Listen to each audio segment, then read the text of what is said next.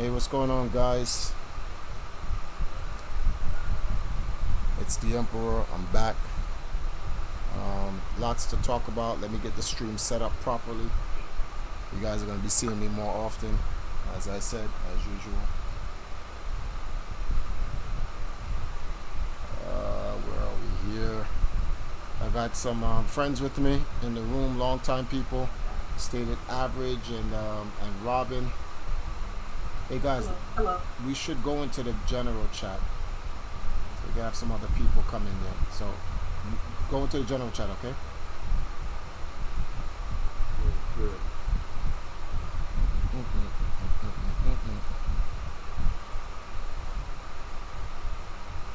Okay, it's stated and Robin's on her way. Let's see this. The forge. Yeah, it actually changed the color too.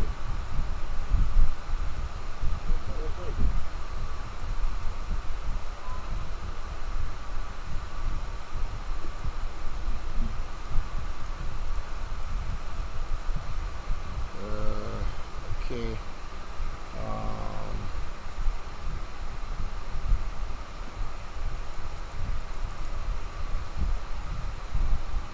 You know, because I'm that dude.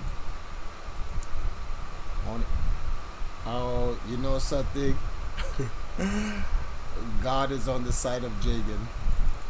Robin, you in here? Yep. You know why God's on the side of Jagan?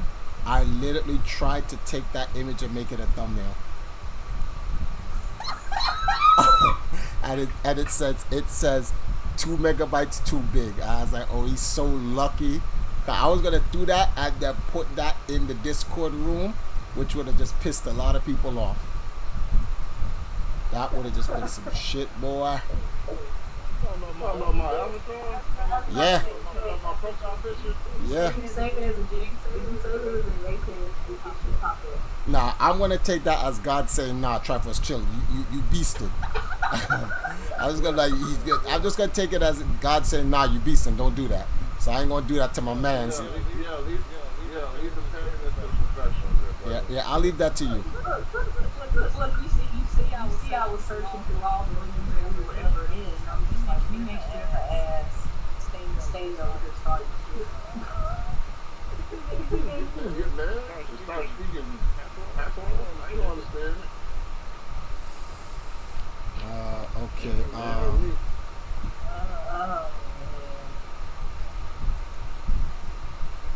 Actually, I should have been on earlier, but unfortunately I couldn't get.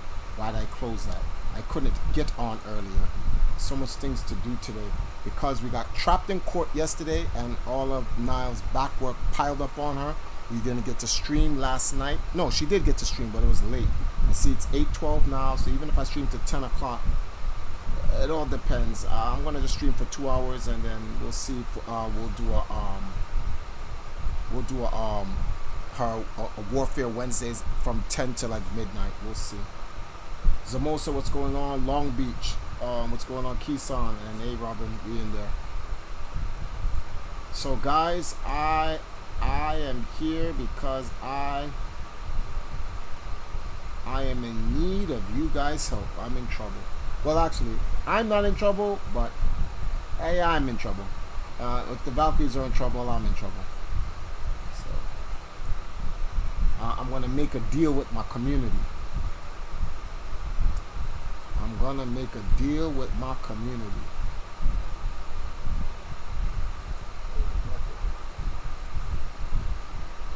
I will come back and stream for you guys. Whatever content you want. Commentary, opinions, state of the world, relationships and romance, state of the fighting game community. It's 8 o'clock. I do all of that. I'm streaming myself, so you don't have to worry about it. They banned Valkyrie fans. Yeah, they banned Valkyrie fans last night. Well, not last night, today.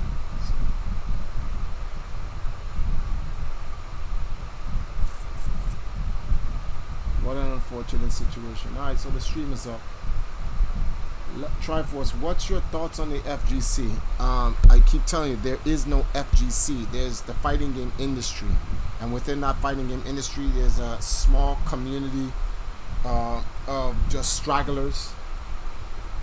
Clearly, what it is, straggle. Yeah, they banned it. They were streaming earlier, and someone just came in and banned their shit. That simple. So, we have 35 days before before we have to get ready for AnimeCom. AnimeCom starts July 30th to the 31st, but we have to make sure that we have finalized everything for the Valkyries booth on the 25th of July. And two of my sponsors that said they were on board backed out. Actually, three of them. So, I'm not going to name no names because, that's just not professional. But as I said before I started the campaign, we have to be able to raise these funds. The Valkyries would have to be able to raise these funds as if the Valkyries have no sponsors. You cannot depend on any sponsors because a sponsor can come up with any reason, and if they back out, you're on your own. And if you don't have a plan on your own, well, you're pretty much done. And the only plan I have, that's why I believe in crowdfunding. So I keep telling people Empire Arcadia is not a sponsor. That's the only way we're going to get some things done, is by crowdfunding it ourselves. So this is where I'm going to need you guys' help. This is where I'm going to be streaming at least once a day from now until whenever, because we have to be able to make up the total amount of money lost from the sponsors that we thought we was going to be able to onboard, which dipped on us. If you guys have any questions about these not the sponsors, but if you guys have any questions, oh wait, you guys just missed me whooping the game's ass. There we go. Any questions about the Valkyries? Any questions about AnimeCom? I'll be able to provide you guys with those questions here and there, information here and there. We're just going to be pretty much chilling. I'm going to be in a room, like I said, with the oldest Valkyrie in the Empire outside of the first Valkyrie, which is Q, who's our legendary Valkyrie. Well, we have the Captain Commander herself. She played on 2 esports teams, the Chicago Chimera, and now Empire Arcadia, and Captain Commander Robin. And we're here with in fact, I would have to say what's the word for this? A financial luminary. Someone who has sponsored that more money into Empire Arcadia than anybody else in the history of EMP, honestly speaking. And when I mean by sponsor, I'm not talking about, hey, let me just support this squad. I'm talking about like putting in some real money. Stated average, which he shouldn't be called stated average. He should be called above average. I keep telling him to change his name. But yeah, stated average is in here with us. But yeah, it's at Long Beach. The fighting game community, man. That shit is trash, dude. Real talk. It's been dead since 2020. They killed it right on time. The fighting game community killed itself, literally. And I mean literally. Committed seppuku on its own. Nobody did it. They did it to themselves. Ratted out all of their demons like morons. There's no strategy to it. They just say, hey, man. Well, what's the word for this thing? What do they call it? Cancel culture, man. It's like everybody just came out and started snitching on each other. Yeah, like, yeah. Hey, what would you expect us to do, Triforce? Just leave it where the demons just do what they do? No one's saying to do that. But like the way you're going about exercise. What's exercise? It's not exercising. What's that shit when you get an exorcist to get rid of the demons from you? I forgot that what is it that they call? Like when you go about removing demons just haphazardly, then you're an idiot. You're just as bad as the demons themselves. Like, what's the collateral damage you're gonna do? Who cares about the collateral damage that we're gonna do? We just need to get rid of them. Dropping nukes on a town to get rid of a few terrorists is not good. I'd rather keep the terrorists. Dumb fuck. The object is not to kill the innocent people. Stupid. It's crazy because you look at a lot of these, and that gave a lot of room for developers, game companies to come in and be like, yeah, you can't use our game unless you're using these tournaments and da da da da. You know, I didn't. Robin, I don't know if you know this. Do you know that Pokimane owns Zero, yeah. that the irony behind that one. The irony behind that one. The irony. This girl doesn't give a shit about that community one bit. It's all business for her. That's not a bad thing either. It's just that they like their fighting game community hate girls and blah blah blah. Oh, I'm echoing. 1 second. Oh no, I know what it is because I have you guys on the speakers here. Doesn't make sense. So what I will do is I will turn y'all up and have everyone come through the mic. No, yeah, I'm echoing Wes because I can't move my No, it's because Robin, you're not. He's talking about me echoing. You guys are echoing because I have you guys running through the speaker and then the desktop audio at the same time. So just kill the desktop audio. So when you guys come out of the speaker, you just go right into the mic. So there's no reverberating. Hey, there you go, boy. Well, yeah, the fighting game community murdered themselves, and now they don't even know that they're ruled by Pokimane. It's nice. She's a good leader, man. What you talking about? She Wait, how is Pokemon involved in fighting games? She bought stocks and shares, and she's the other company that owns it with Sony. It's her company that bought out Evo. Yep. Making them real business moves while these losers who fight for Chinese food money and T-shirts. I'm telling you, man, these guys are literally like monkeys. They literally are. They're this stupid. Hey, man, respect you. I gotta respect. Well, I respect her. I ain't gonna respect them. Nah, you came from there, man. You gotta respect them. Whoa, Paul, you got to pause. That's a heavy pause. I don't know what you talking about. I have to keep it up because they're reverberating. Oh well, I'll just slightly lower Wes because he's slightly loud, but I'll lower him from Discord. I do not come from the fighting game community. I come from a scene far worse. I come from the classic game community. So, like I said, once again, you need to respect that community. Which community would you want? What's that you want to claim? Classic or fighting? Which one? If I had a choice, I'd rather claim fighting, but I don't come from fighting. Exactly, you do. I don't. I see you throw a few Hadoukens, man. Yeah, I've done a few. I've thrown Tetris blocks. I've driven cars, carts. I've killed demons. I've played so many video games. Like, are you kidding me? Like, look at the game I'm playing right now. Do I come from the puzzle community? I'm like, no, I come from the classic gaming community. It's just that I've been around godlike champions in the fighting game scene that, like, people are like, yo, Triforce is from the... Nah, I'm not. They are from it. I'm only halfway decent in fighting games, or what they would say, well, Triforce knows the fundamentals because I've been around them. You sit around and you play around Michael Jordan long enough, you'll be good. You can shoot a basketball, you know.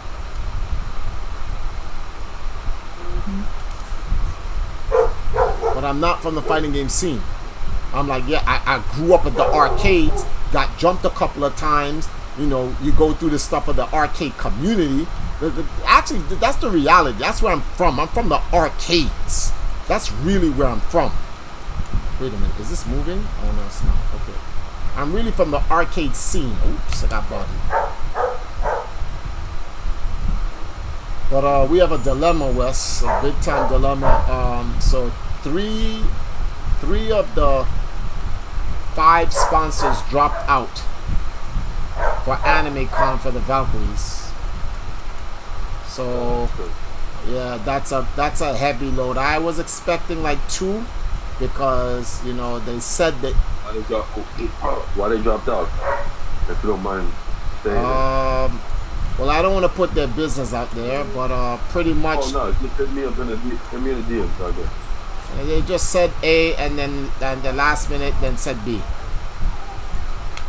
The standards, the standards. You know how this goes. You know how this goes. What were they trying? What kind of sponsorship were they giving you for it? Were they?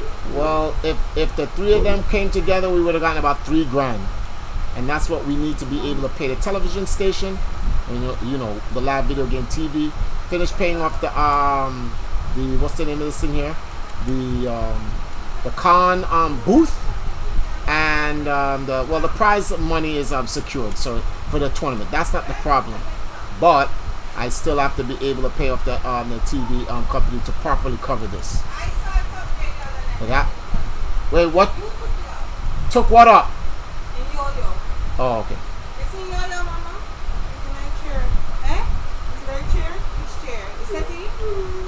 You see plan of the front of the fridge? The plan? The black bag, the blueprint, the paper, with the drawing.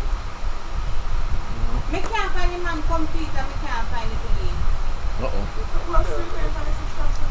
You sure say they were packing on the side bag and make it on fit side? No, did you pack that away? Yeah, because only thing packed away was already in the bag. Only finding out no problem. When did you get The this man one? come for no reason. I didn't need 2 days ago. When is the event? Well, we have a little bit of time, so that's not bad. I just got I can't do a GoFundMe. GoFundMe won't give me the money until after the event. So the only thing we have to do is the grind. You said GoFundMe? That's what you said? Can't do a GoFundMe because GoFundMe wouldn't pay us until after the event. Oh. Remember, when you're done with GoFundMe, it takes 3 to 5 days for them to then clear their account and send you the money, providing you don't violate any terms of services, which really means any political standings that GoFundMe follows with anybody. So if I have a certain stance, let's say personally I have a certain stance against the Ukraine or Russia war, GoFundMe can remove your account because you have a different opinion from them. I'm dead ass serious about that.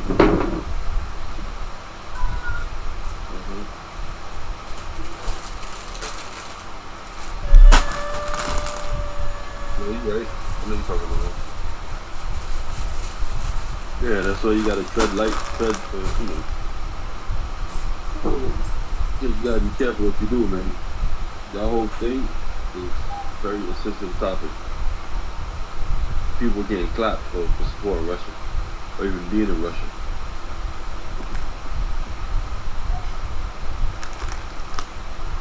That's crazy, yo. You in Russia had nothing to do with any of this. You was just born there. You can't have a Twitch account. A bunch of stuff you can't do. You get clapped. Just being in the country. That's nuts.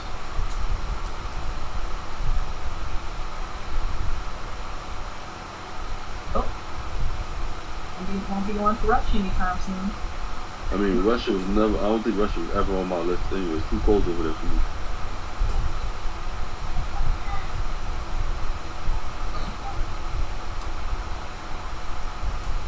Thank you. 35 days ago, everybody leave a like on the stream if you can. 35 days ago, when we were in the 60-day mark, I wanted to be able to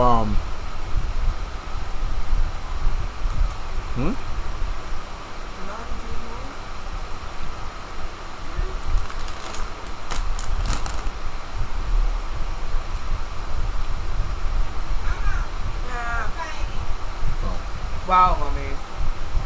we try to set up something where we would do a 60-day run, and we would try to raise the whole thing on our own at $100 a day. Unfortunately, that's not the case. The last 2 weeks have been like just horrible.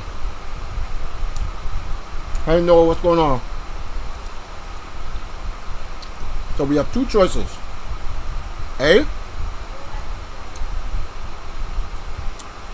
try to find the last $3,000 on our own through a donation campaign, or find a sponsor who's willing to take up one of the parts of the convention for us.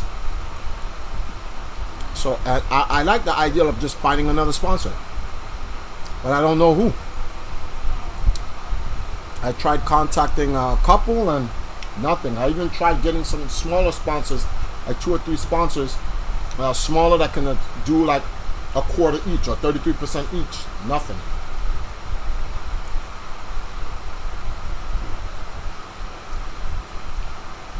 But like I said, I have a certain amount of time.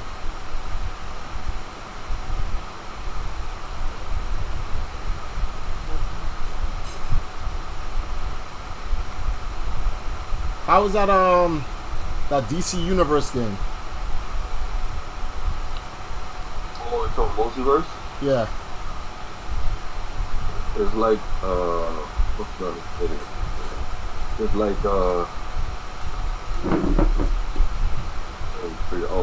it's kind of like Rivals of Ether and what's the other game called? Brawlhalla had a baby. That's really what it is. It's not like Smash. I mean, it's a platform fighter, but it's like Rivals of Ether and Brawlhalla had a baby. Oh. The game, people gonna make money off that game. That game is gonna be big.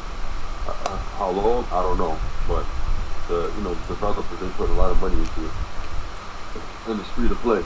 And they got some crazy IP, so they got some good IP. So it's like, the game is probably at least year 1 is gonna be well.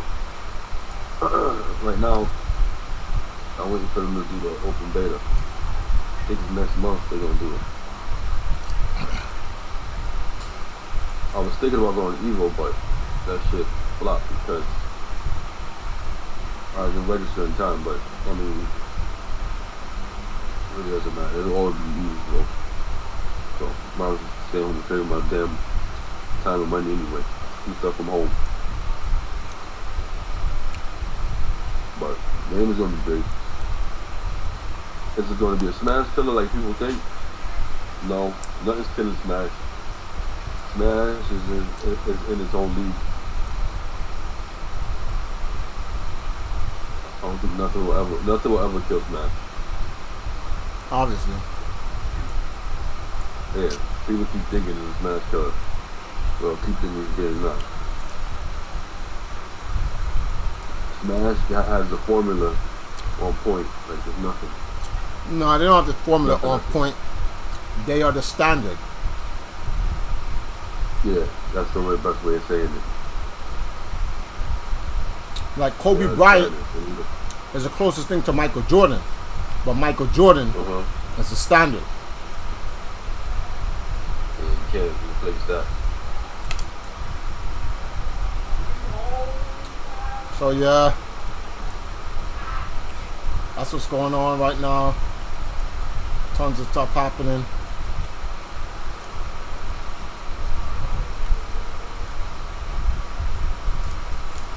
And it's only getting closer and closer to the date. So I gotta come up with a plan quick for the girls. What company?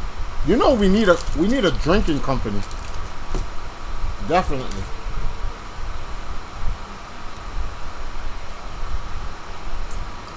Just Dance hit up the girls. I was thinking about, should we call Just Dance and ask them? You said Just Dance hit the girls up? They had made a comment on Twitter the other day. Because the girls did a performance at an event that just happened not too long ago, called Anime Con Neko Cafe, whatever it is. So it was pretty good. What's that? Hello. Where's Sean? What's up? Yeah. Check the stream again. Either we reach out to like Just Dance would be great though. Do you know Just Dance sponsor anybody at all? Not really, but I could find out. Alright, well, what they can say is no, or just leave Exactly. you on read. The worst thing they can say is no. Yeah, or leave you on read and say not reply back. That's all. I mean, obviously they show a sprinkle of interest if they replying to you on Twitter. You say. No, they didn't reply to me. The girls did, and they was like, "You go, Queens," something to that effect. So that was cool or whatever. But like, No, I just say to you, I said to them, like to you, like when I say y'all, you guys, I mean them as well. yeah. Keyshawn said, "What's up?" Oh, So what's been going on with you Wow. guys? Keyshawn said, "What is up?" oh, to me, right? Yeah. What's up? If you said hi to me, I'm a little under the weather, so every time I cough, I don't know what you just said. Or sneeze. You good? It's just a little tiny cold eating bullshit food, but that's what happens. Oh yeah.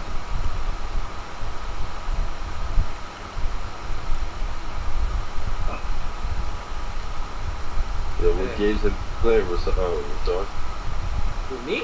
Oh, you see, I've been playing Monster Hunter Stories too, and yeah, and I'm basically just waiting for Monster Hunter Sunbreak expansion to come, which will be coming next week Thursday. Other than that, I just started playing that roller champions. That just shadow. Well, I wouldn't say shadow drop because it was announced during the Ubisoft presentation. But because I didn't hear about it, that means that it was so boring that it wasn't really worth talking about. Mm. So it felt like the game was shadow drop. But yeah, it looked pretty cool. It looked pretty cool.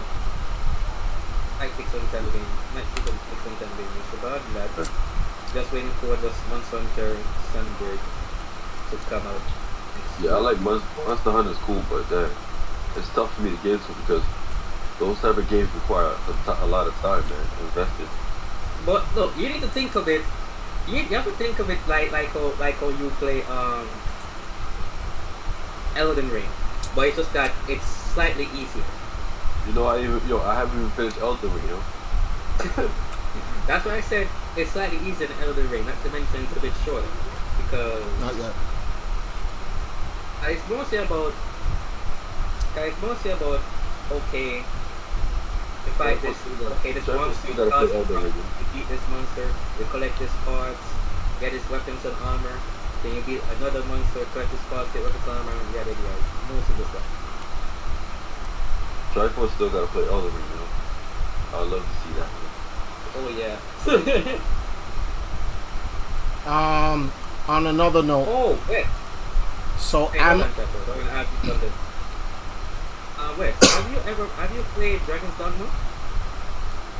Nah, Okay, never mind. I want to play those type of games, but Yeah, it's tough, because man. yeah, the reason I asked is because Dragon's Dogma 2 got announced. So, and it's gonna be developed using the Resident Evil engine. And since you've seen how games like Devil May Cry 5 look in Unreal in the Resident Evil engine, looking forward to seeing the sequel of Dragon's Dogma using that same engine. the what's the name of this thing here? Trying to get the this off the top of my tongue. I'm trying to man, I can't get the words properly. A couple of things, right? Amaranth has now a stripper pole. I mean, Is that legal in Twitch? I mean, I think it is because I think stripper like I think as far as pole dancing is considered a sport. I think. Wow. Nah, you think I'm laughing? You know, No, I believe you. certain countries. I'm laughing because it's sad but true. Well, time to get on this But- pole. But it depends. I think it depends on how everything is done, though. You know what? That is true because I've seen this. There's this one chick on there. I've seen kids in India and stuff like that do pole dancing, but they do it a little different. Like they go at the top of pole, they jump off and flip. They do some crazy acrobatic stuff. As opposed to Amaranth, Yes. I don't know if she's kind of that nice. I mean, let me tell you something. If she's doing it within the gray area, she's fine. But if she's doing something sexual and I don't think panties are flying I don't and think she still I has don't it, think she has I to call bullshit. I don't think she has to do any of that stuff anymore. I don't think Amaranth is too big that she has to do any of that to get people to follow her. Amaranth can just do nothing. And she golden. Yeah, see, I'm looking at it now. It says U.S. National Pole Competition. I need to go to these jokes, right? Competition look kind of good, yeah. bring my wife there. She be like, "Oh, you bring me there?" You know, it's just, I appreciate the athleticism of these ladies, man. Wow. You know what I find funny? If this is a sport, then why don't strippers just stop stripping? Cause I don't think any of the girls who are actually practicing it can beat a stripper. Like one of them real Atlanta chicks, like the real Atlanta strippers, these bitches defy gravity. They're on some other shit, Spider-Man. I know they be using their thighs to hold them up and shit, yeah. They're on a Spider-Verse level. The problem is the money, though. That's the problem. They don't want to wait a month, 2 weeks for they check. Nah. Yeah, that's an investment that they get blocks of money when they, at the end of the night. Blocks of money. On some Tetris, real life Tetris, but a Tetris full of money. They're not waiting, man. This girl's be taking it, son. There was one chick on Twitch that I seen actually incorporating it into exercise. So, and she wasn't doing anything naughty. She was like, full what you would normally wear if you were like, as a woman, if you were exercising anyway, booty pants and a sports bra or whatever. She was actually exercising, but also incorporating, showing the ladies how to properly use a pose. Well, Noah said if you white and you have a little bit of money, anything can become a sport. He's funny. Yeah, man. Women, man, women is just sexual icons, man. No matter what they do, is like, what can you say, man? Well, I don't. It's so bad. I don't see. A woman can't even eat they can't even eat a banana, son. No, you can't. What's the problem?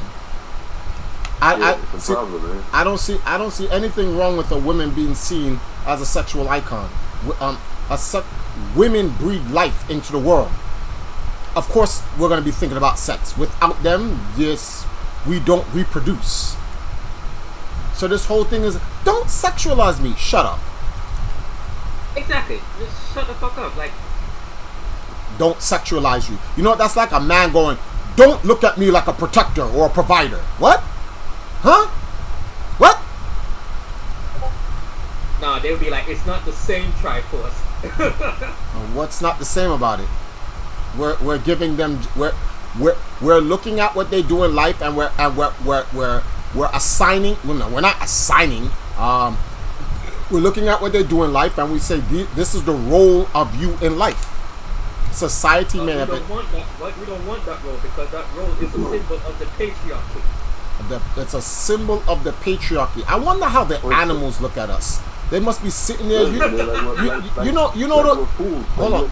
You know that dog from the cartoon who always goes that laugh he does, and he's always in the background with that stupid guy with the driving hat and the glasses. Oh, I know what you're talking. We're talking about that. You talking about Rocky and Bullwinkle? Yeah, but the dog who's always laughing when his boss gets blown up.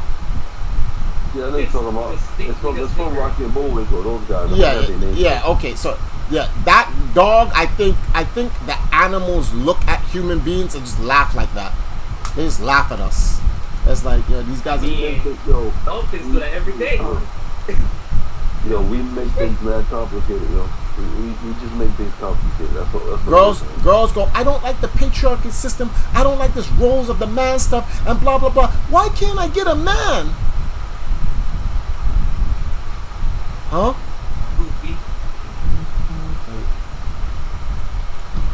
Why can you not be everything that you're not supposed to be and then be what I want you to be at the same time? Because that's not how that works. Like, you gotta pick. Like, do you want A or do you want B? Well, I want a man that's going to be understanding, charisma, blah, blah, blah, this, that, and whatever, and yada, yada. But at the same time, he has to be able to provide for me. And blah, I get it. You want Jesus. Oh, well, there's only one of him. And, yeah. So that's how that works. Yeah, unless you're going to share. Muttley, yes. Yeah. That's his name, Muttley.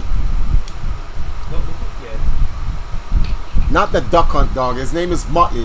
It's an old cartoon. I know. Muttley from Street Racer. Yeah, from Theory of the Street Racer. Thank you, Robin. Couldn't remember the damn cartoon's name. That's one of the side cartoons, right? Huh? That's one of the side cartoons of yeah. Woo! Keeson says, some guys take it too far though. One time I saw a woman sneeze and some random guy was like, that's cute. No, that's alright, so we gotta get something straight, Keeson. Those are not men. You have three types of male beings in this world. You have heterosexual men, homosexual men, transgender, and then you have aliens. See, what? yes, let me explain these. Let me explain.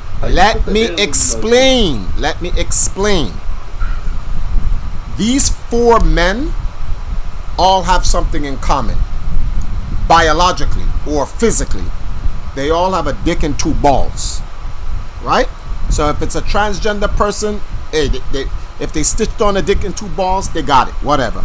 Homosexual, well, they have a dick and two balls. They just have sex with other guys that have dick and two balls. Heterosexual, that's the God-born dick and two balls. The aliens have a dick and two balls, but they're different from the other three. See, the heterosexual, the homosexual, and the transgender all like women. These aliens don't. They just... Hold on. A homosexual like women too? Yes! Gay men like women sometimes more than straight men. But then you have to remember, the aliens are incels. They don't like women. They're attracted to women, but they don't like them. I remember on Evil Jagan, I'm on some They Live shit. There was this girl, her car just got robbed by her boyfriend. And she was frantically looking for some help from like someone to help her. Her car just got robbed.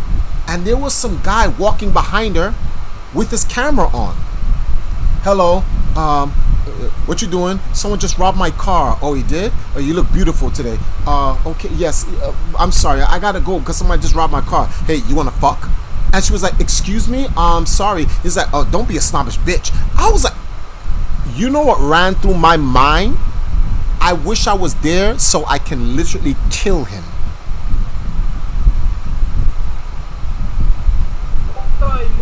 That's one of them situations where I would have pulled out the That's why I believe in the Second Amendment. I don't give a shit what's going on in this world. Everybody should have guns. Because the only way people will learn is if people will know, like, yo, look, you got a gun on you, you want to be an asshole, this may cost your life. Proceed carefully. Because A girl should just have a gun on her. Hey, you wanna fuck? Turn on, pop, pop, pop, two in his chest. Let him hit the floor. Pick up his camera and then look at it and say, for all you incels, huh? What you gonna do about the camera? What you gonna do about the cameras though? The cameras? What do you mean?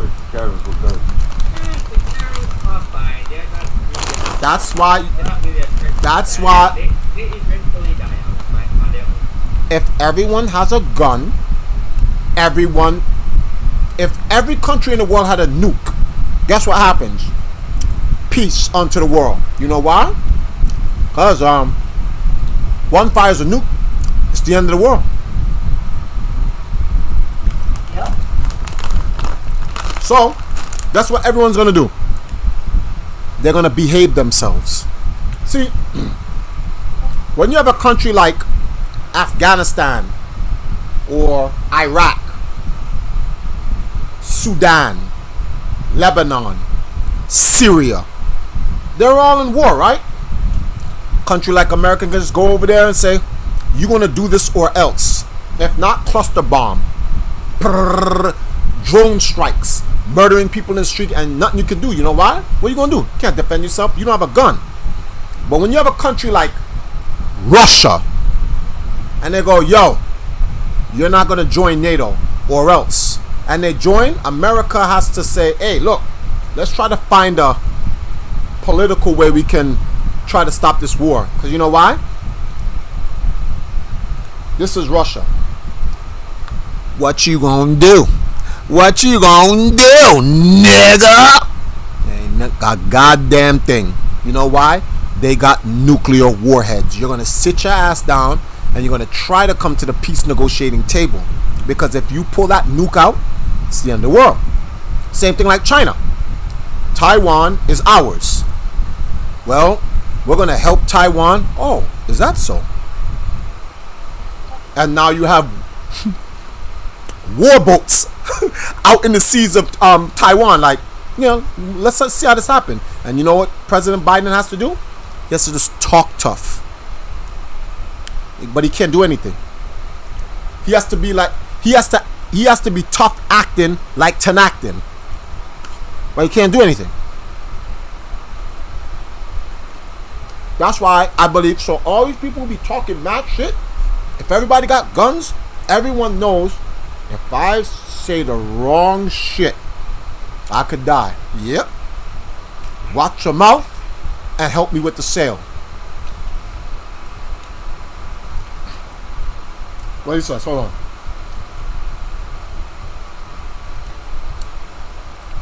Noah said I got a whole armory in my house. See? Noah's smart.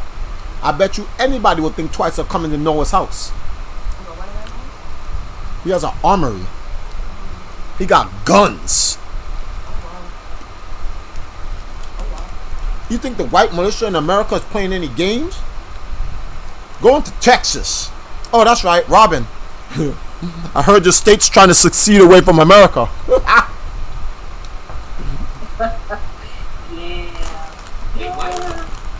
Texas is trying to succeed away from America. And if you listen to their list of demands, whoo!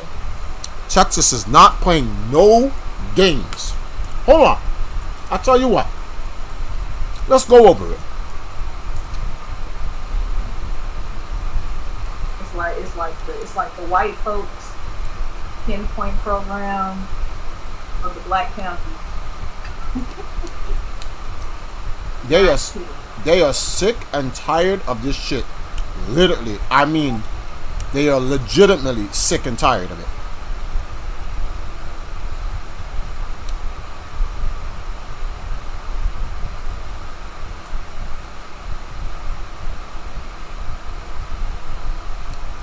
And for me, I feel like I would be perfectly fine leaving Texas. I've lived in, born and raised, lived in Texas my whole life. I'm like, well, I'll say this.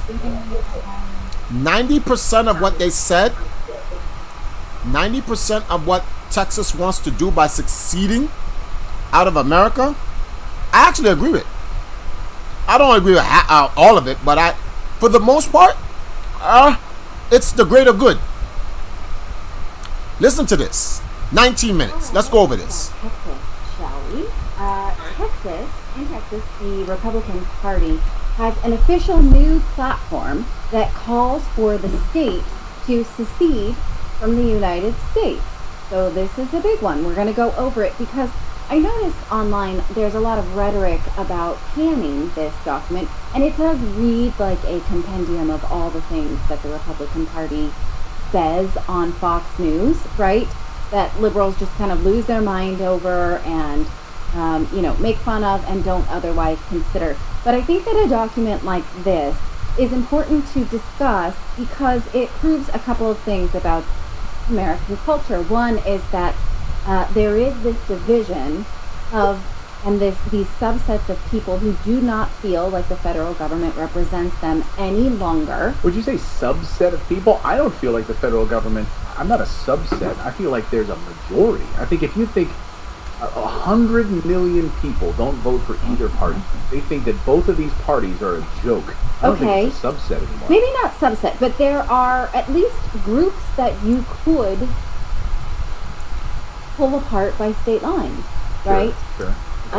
Yes, that's not a subset, but I think it's worth taking seriously because a lot of times I think that the United States is too big for any one federal system to represent people around the world, around the country, rather, right? Because living in California is just as different. It is so different from, say, living in Texas or Alabama or any other state, right? And we have, I don't know, I just feel like it's becoming ridiculous to think that these states are united. So let's talk about what this one document wants for a separate culture, right? So the party is calling on a vote to secede the Union in 2023.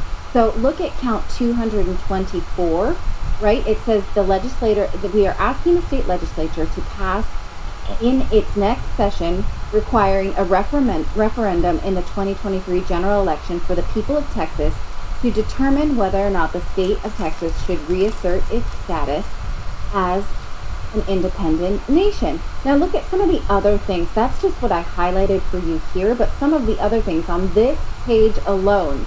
223, the previous one that we were just on. Yes, 223, no campaign contribution limits. None. Okay. 227, no gun-free zones in Texas. Okay. No legalization of marijuana.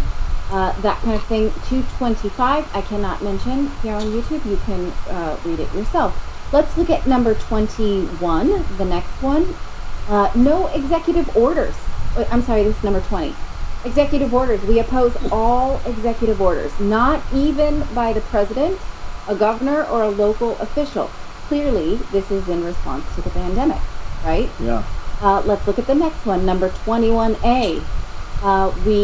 No mass lockdowns of the people, our businesses, or churches. No form of government shall ever again, right? This is in response to COVID. It's like their own constitution. Yes, we decide you may never do this to us again, right? Let's look at number 32, the next one. The right to bear arms, it's hefty here, right? A repeal and nullify of the Gun Control Act of 1968. All kinds of just like no gun control that ever will limit our right to have firearms. Number 36, abandon abortion, right? Abolish abortion and give equal protection to the laws of all preborn children from the moment of fertilization, right? Number 40, the next one, oppose carbon taxes. And look at number 42, the next one, please. Oh, nope, we don't have that one. Okay. Just read it. So what it would say was oppose environmentalism that gets in the way of legitimate business. If you go to number 8, the one you just had up, yep, that one.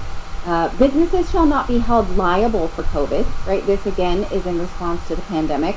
So if someone comes into your store and gets COVID, you cannot sue them, that person, right? All businesses now are not held liable. Also, the government should not instate mask mandates. That's number 69, which I did not highlight. Number 68, all jobs are essential, so you cannot decide which businesses stay in business and which ones don't. Look at number 82, a repeal of all number of taxes, the estate tax, inventory taxes, business franchise tax, the Affordable Care Act, home sales tax, basically no to taxes, which is a big one in Texas, right? The section number, let's see, the next section is extensive on education. It bans critical race theory and sexuality education, as well as bans school from providing health care, hormones, birth control, and other medicines that they want parents to control for their children. Later, we're going to talk about how long they consider parents the decision makers for children. ML in our chat says, I'm in Texas. This is a Declaration of Independence. Yes, it is, right? And I want to talk about that later because it does seem like this is a declaration of all the things that Texas is currently litigating against the federal government for its right to do, right? So they are trying already to make these laws. The federal government keeps stepping in and saying, you can't do that, actually. You have to do it this way. And they're going to court over it. So this is a document just giving them the rights to do this and saying, give up. We don't want to play by your rules. This is how we want it to be, right? What? This section 142 on gender identity not only opposes normalizing transgender curriculum, but also the pronouns. Like, nope, none of that. They, them, just not there. The next one, the section on homosexuality and gender issues, this I do find chilling. It says there should be no equal legal entitlements for homosexuals. No one should be punished for opposing them. So that means this story where the bakery didn't want to make a cake for a gay wedding, right? And was taken to court. Under this law, you could not sue a business for opposing any services to homosexuals. It prohibits professionals from any gender-altering surgery, or it prohibits like medical professionals from hormone-blocking medication. A few other tidbits that I didn't write out here, but I just felt like mentioning. It rejects social media censorship, free market solutions for utilities wherever possible, so no public utilities if possible. They want entrepreneurs to be able to privatize and make money from those things. Regulation of groundwater is supported. I find this really interesting. I have an interview coming up here with an expert on water use in the United States, and I find that fascinating. It supports giving parents access to medical records, school grades, or other records until the child is 26, or as long as parents are paying for their college or living expenses. I think that's really fascinating too, because a lot of times in America, a child can go off to college and make these decisions that maybe their parents wouldn't otherwise support, but they are financially supporting the child. So interesting, right? Abolishes Planned Parenthood, preserves the Alamo. I didn't know about this, like, reform the Alamo movement. I looked into it a little bit and then decided I didn't have time for it. I welcome your comments. Gay marriage we talked about. It opposes trade with China and development. It opposes development of nuclear war in Iran and North Korea. And then this last one, 272, I thought was interesting. It protects sovereignty for the U.S. and rejects any authority from foreign entities such as the World Economic Forum, the World Health Organization, and the United Nations, right? It says we reject the concept of a one world government or the Great Reset. They want nothing to do with that, right? I love it. Well, I don't love all of it, but... No, I love it. I love 95% of it. They want to get rid of the World Economic Forum. You don't love 95% of it. I think... Oh, I didn't read all of it, but I mean, most of it spoke to me. I'm like, oh, they no taxes? Yes. Yeah. Right? No executive orders. No COVID lockdowns? Yes. No mask mandate? Sure, yeah, I'm for a lot of that, right? But a lot of the sort of social pieces of it I find very uncomfortable, such as denying services to homosexuals, right? That is not the world we live in right now. And I think that, we could debate them one by one, but I think what's interesting is that these are the things that Texas keeps trying to do because they're elected officials are trying to do these things, right? Less gun control, less social media censoring, no abortions. All of these things are Texas don't currently have working nukes. You their don't know way that. through the courts. And so Texas is saying, we don't have to keep suing you, federal government, or fighting you in courts. We're done. If We're you out of just here. let us do this, right? So I think that it's interesting to wonder how long could these 50 states remain 50 when there is a portion of the population, a large portion of the population that agrees with this manifesto. Well, and it's interesting too demographically when you think about Texas and the people that are moving to Texas, and there's been a lot of people saying, "Hey, is Texas going to become a purple state, or and eventually become blue?" Right? Mm-hmm. Is that what's going to happen? Right? Because so many people moving from California, so many people moving from the Pacific Northwest, so many people moving from New Jersey and other places like that down into Texas and into Austin and those areas. Yeah. Is that going to happen? And so you certainly see this demographic shift into Texas. That's where a lot of liberals are saying, "Oh, there's no taxes there. Yeah. Oh, I don't have to pay. Oh, okay, great. I can pay. I can live more cheaply. It's safer. I have maybe access to better schools. It's not as draconian when it comes to laws. The weather is better. I don't have to worry about wildfires and all of this craziness." Right. Of course, you get these weird freezes that have been happening. I don't know. I think if not for some of these social pieces that I find so scary, I would otherwise not say, like, let's give it a try, Although there was a Supreme Court ruling in 1869 that prevented states from seceding, but that was a very different Supreme Court, right? In any event, I think that's more than enough. That's all the shit that's going on. Texas is trying to dip. And I actually agree with the lady. Look, I don't agree with homosexuality, but not offering services to them, I just think it's just wrong. Hey. Well, to be honest, in my stance, just let it rock. Let God, let Yah just do the judgment. Exactly. It's like not offering them service. So if a homosexual is dying, they can't go to the hospital. It's crazy. Especially if they don't commit no violences or whatever.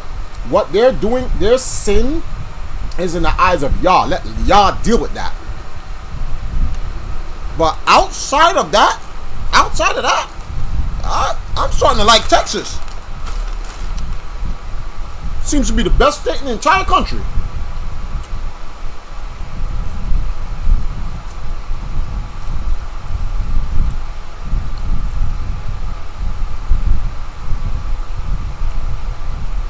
No, it's I'm about to move to Texas.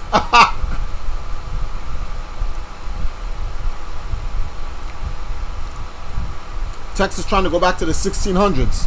Yeah, I don't see what the problem is.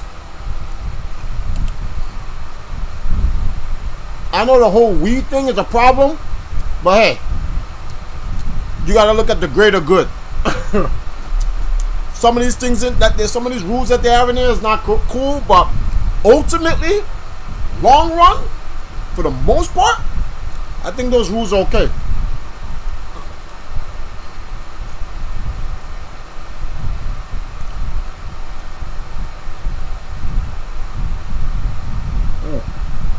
Where Robin go? Hold on. Huh? Did you hear any of that? Yep. And did Stater go to I sleep? heard you out. Yeah. Huh? Your state is not playing no games. I mean, people forget we were the Wild Wild West once upon a time. And then also too, this isn't the first time. Apparently, I was looking it up. That's not the first time that They try to succeed. Yeah. they tried to succeed. I was like, oh shit. Been a couple of times. Jamosa, what's up? So apparently, according to this, we did leave the United States back in 1861, and then basically the only reason why we came back was because of the Civil War. A lot of states did that. The state army in South Carolina was the first state to succeed during the Civil War. They were the first ones to be like, all right, you want to ban safety? You don't want niggas locked up in chains? All right, we out. Yeah, man. So now, Mad about that weed restriction. Biden fucking the country up, B. Biden is fucking the country up. Got Texas talking about we out.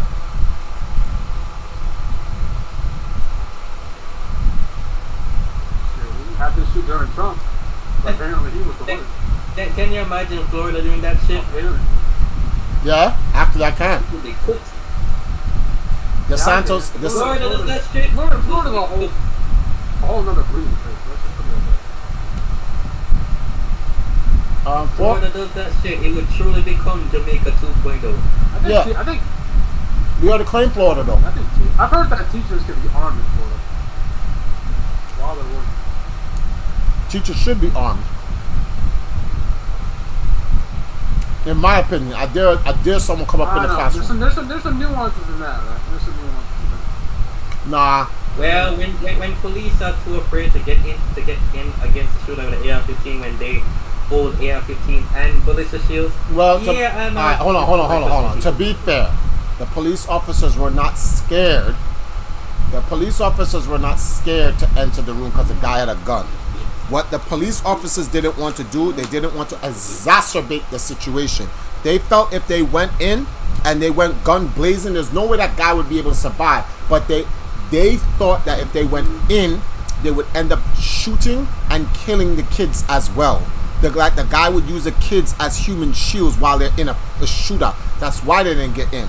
However, that's why they were given the order to stand down. However, after I would have heard the first plaka plaka, order denied, I'm jumping in there. We in here. Because every moment after that is someone else dead.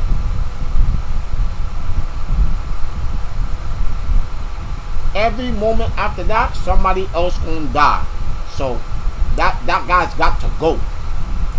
On some biggie shit. Somebody's got to die. I go, you got to go.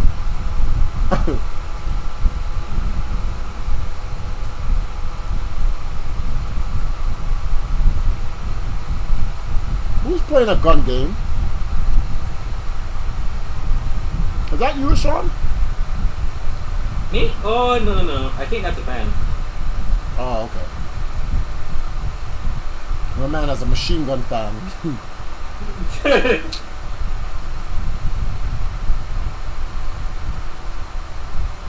Yeah, man, I have to keep this fan on because it's 80 degrees outside.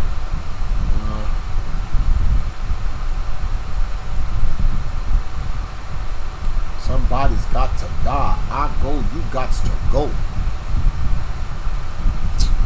That's an unfortunate situation. I heard today one of the teachers in the room was a cop, with a cop's wife. And they detained him to keep him from saving her.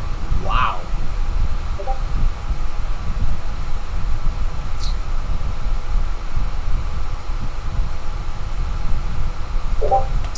That's one of the things I don't like about this country is that they wait until something actually happens to do something. I'm like, bruh, you have all the evidence, you have all of the reports. Their system is built for criminals. No. It's not built to serve and protect. It's built to uphold the law. That's something that a lot of people do not understand. For those who are my age or close to my age, you will understand that the police department had 3 prime directives. If you guys don't know what a prime directive is, one only needs to look up the movie called RoboCop. And the prime directive for anyone who grown up about the police officers back then was serve the public trust, protect the innocent, uphold the law. Bloop, bloop, bloop. You'll remember that from RoboCop. In this day and age, guess what the police's prime directives are? Uphold the law. There is no serving the public trust. There is no protect the innocent. It's literally uphold the law.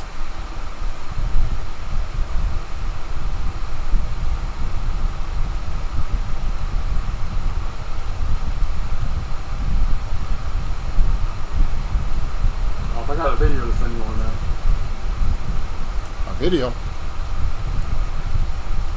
Yeah, it's pretty short, so don't worry. All right. Well, if I can find it. Well, no, the length of it doesn't bother me.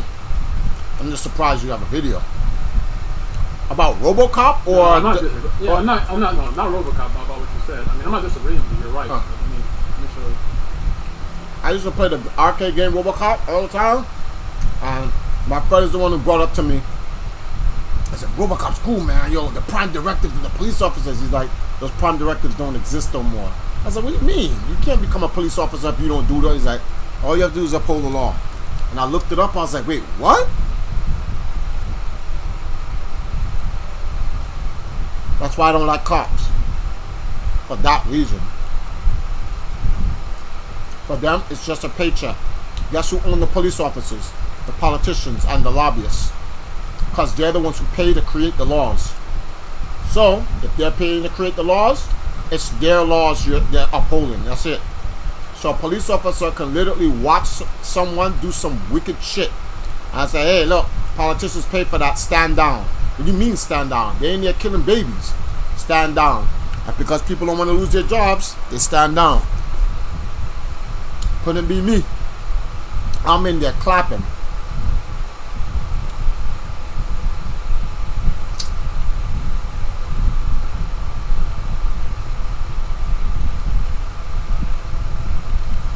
This was during the whole Black Lives Matter protest and riots during 2020. You sent it?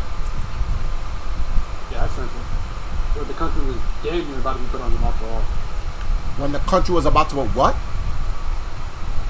I said when the country was damn near about to be put on the martial law. Yeah, riots and shit. Let me see. How long is this?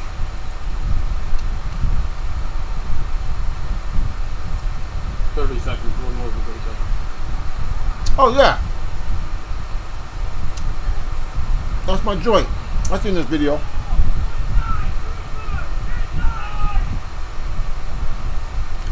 This is why everybody needs to have a gun. This is why everyone needs a gun. If every home had a gun and the police try to do that,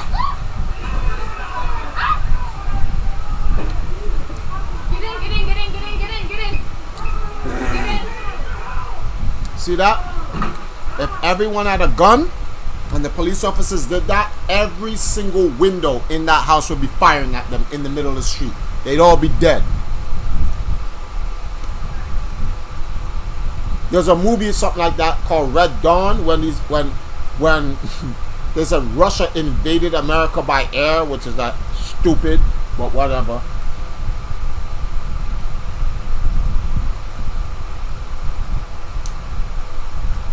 And there's a game that has that exact scene, to be honest with you. Call of Duty, I forget which Call of Duty it is.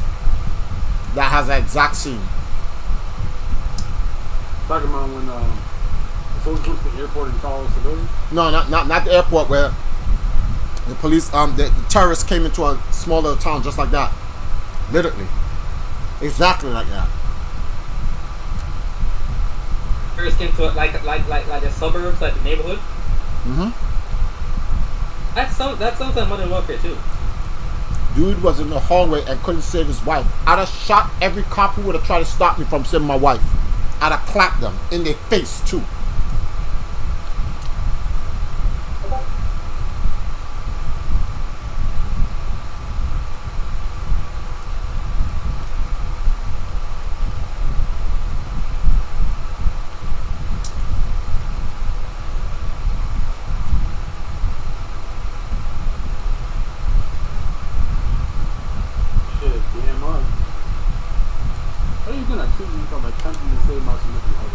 See, the thing is, I think that whole thing was set up. I think they're trying to get rid of Abbott.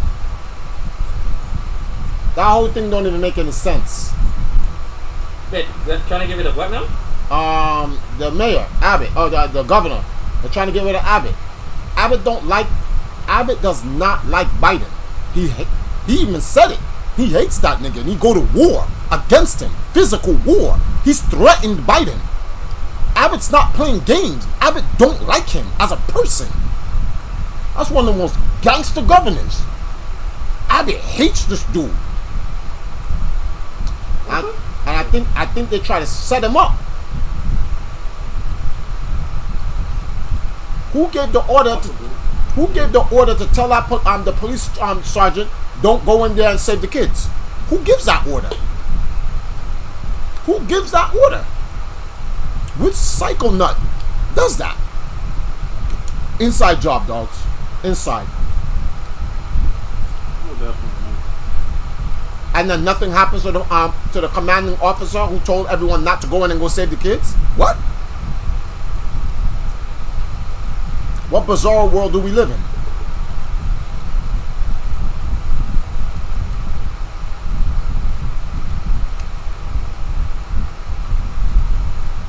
World where people will do the lowest to make somebody look bad. My man Biden is literally considered the worst president in the history of the United States. He's worse than Nixon. He's worse than Lyndon B. Johnson. How do you go below him? Like, it's so surreal, too. Everyone was crying their eyes out when Trump was in office, calling him the worst.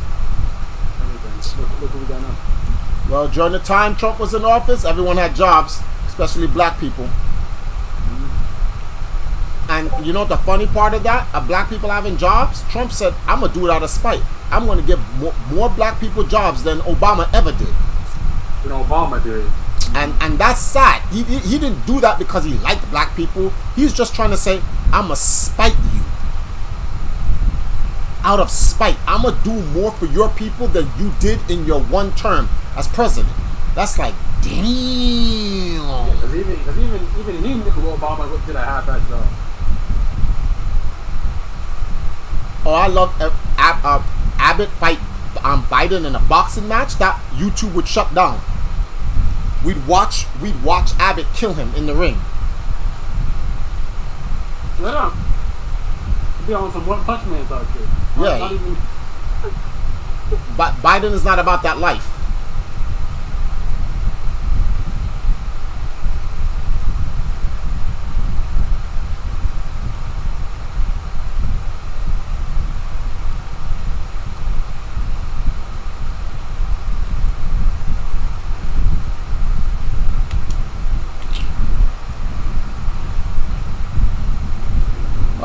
That country's in a world of shit right now. That country is in a world of shit.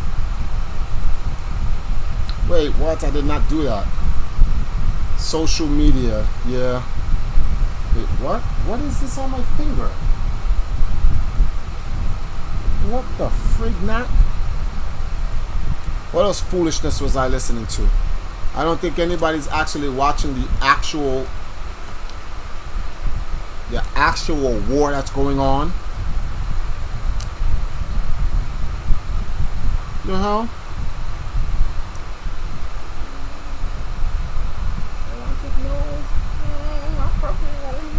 Eat that.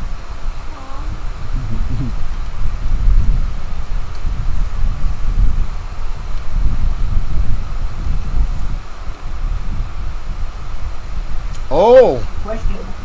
Questioning which war. I'm gonna listen to this dude. There's a guy I watch. His name is called History Legends, and he keeps an accurate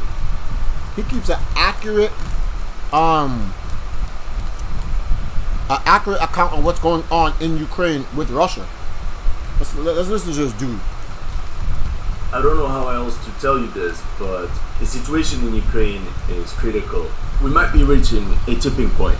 As of the evening of June 20th, all positions occupied by the armed forces of Ukraine are under shelling, and we're most likely witnessing the start of a major Russian offensive in Luhansk. The Russians are attacking at Severodonetsk. They're attacking at Zolote. They're attacking south of Lysychansk. They're attacking at Probivka and all along the T-1302 highway. All over the front line, Ukraine forces are under heavy pressure. I'm not gonna lie, I don't know how else to put it, but Some Ukraine positions are about to crack. And I'll put it bluntly, if the Russians capture this factory on the map, it's over. There will be no way out for the Ukrainians. You can put a big X on this Lysychansk grouping. More on that later. On a side note, I honestly think we should ask Uber Gun to deliver weapons to Ukrainian forces on the front line.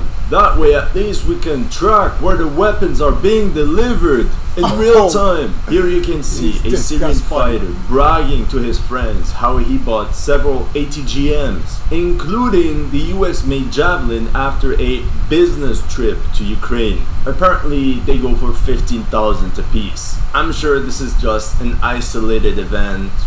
Nothing to worry about, right? Sure. Hi, and welcome to History Legends. Here are the latest news about the Russo-Ukrainian war. Here we cut the BS and talk about what the media doesn't tell you. As always, information changes by the hour, so if you have any new information, just comment it below. If you're new to this channel, make sure to check out my Ukraine playlist so you don't miss anything I've said in the past. And as you know, some of my Ukraine videos have been targeted with limited or no ads, so make sure to check out my Patreon or my PayPal to keep the show running. With that being said, welcome to the headquarters. I changed apartments and I'm gonna try to make a nice background like these famous YouTubers. Strategy explained. There are two types of men. Those that understand that the outcome of the war in Ukraine is currently taking place in Donbass, and fools. Probably the same fools that think that Walk of Duty Vanguard and Disney Star Wars is the superior version. And don't get me started on Amazon Lord of the Rings.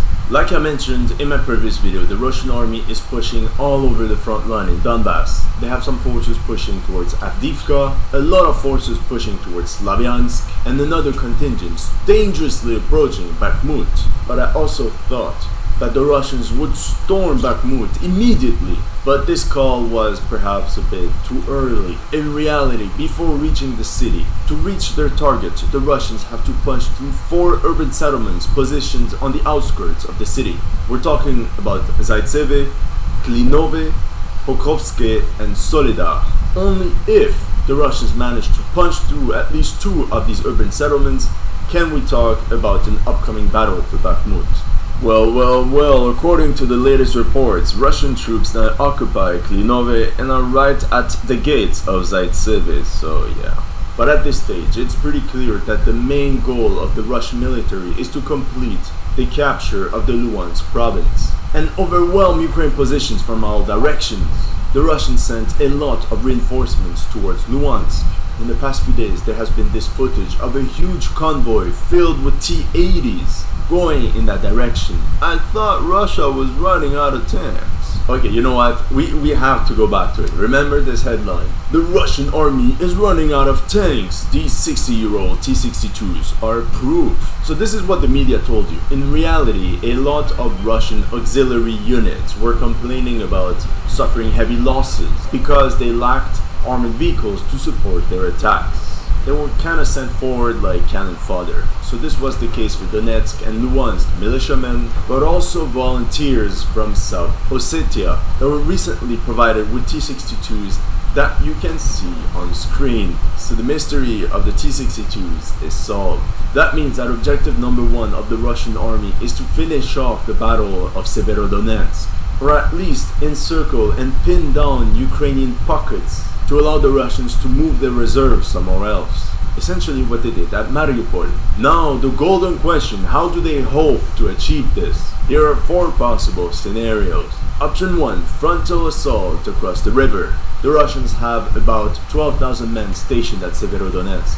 They could benefit from the chaos and disorganization of Ukrainian defense to establish breachheads across the Seversky Donetsk River and attack the urban area of Lysychansk head-on. And this brute force maneuver could be supported by a huge artillery barrage. Problem is, the Russians are experiencing some severe PTSD the moment they hear pontoon bridge. But on top of that, the Ukrainians are entrenched in urban areas on top of a hill. They have the high ground. I have the high ground! And the Russians know how this assault could end up.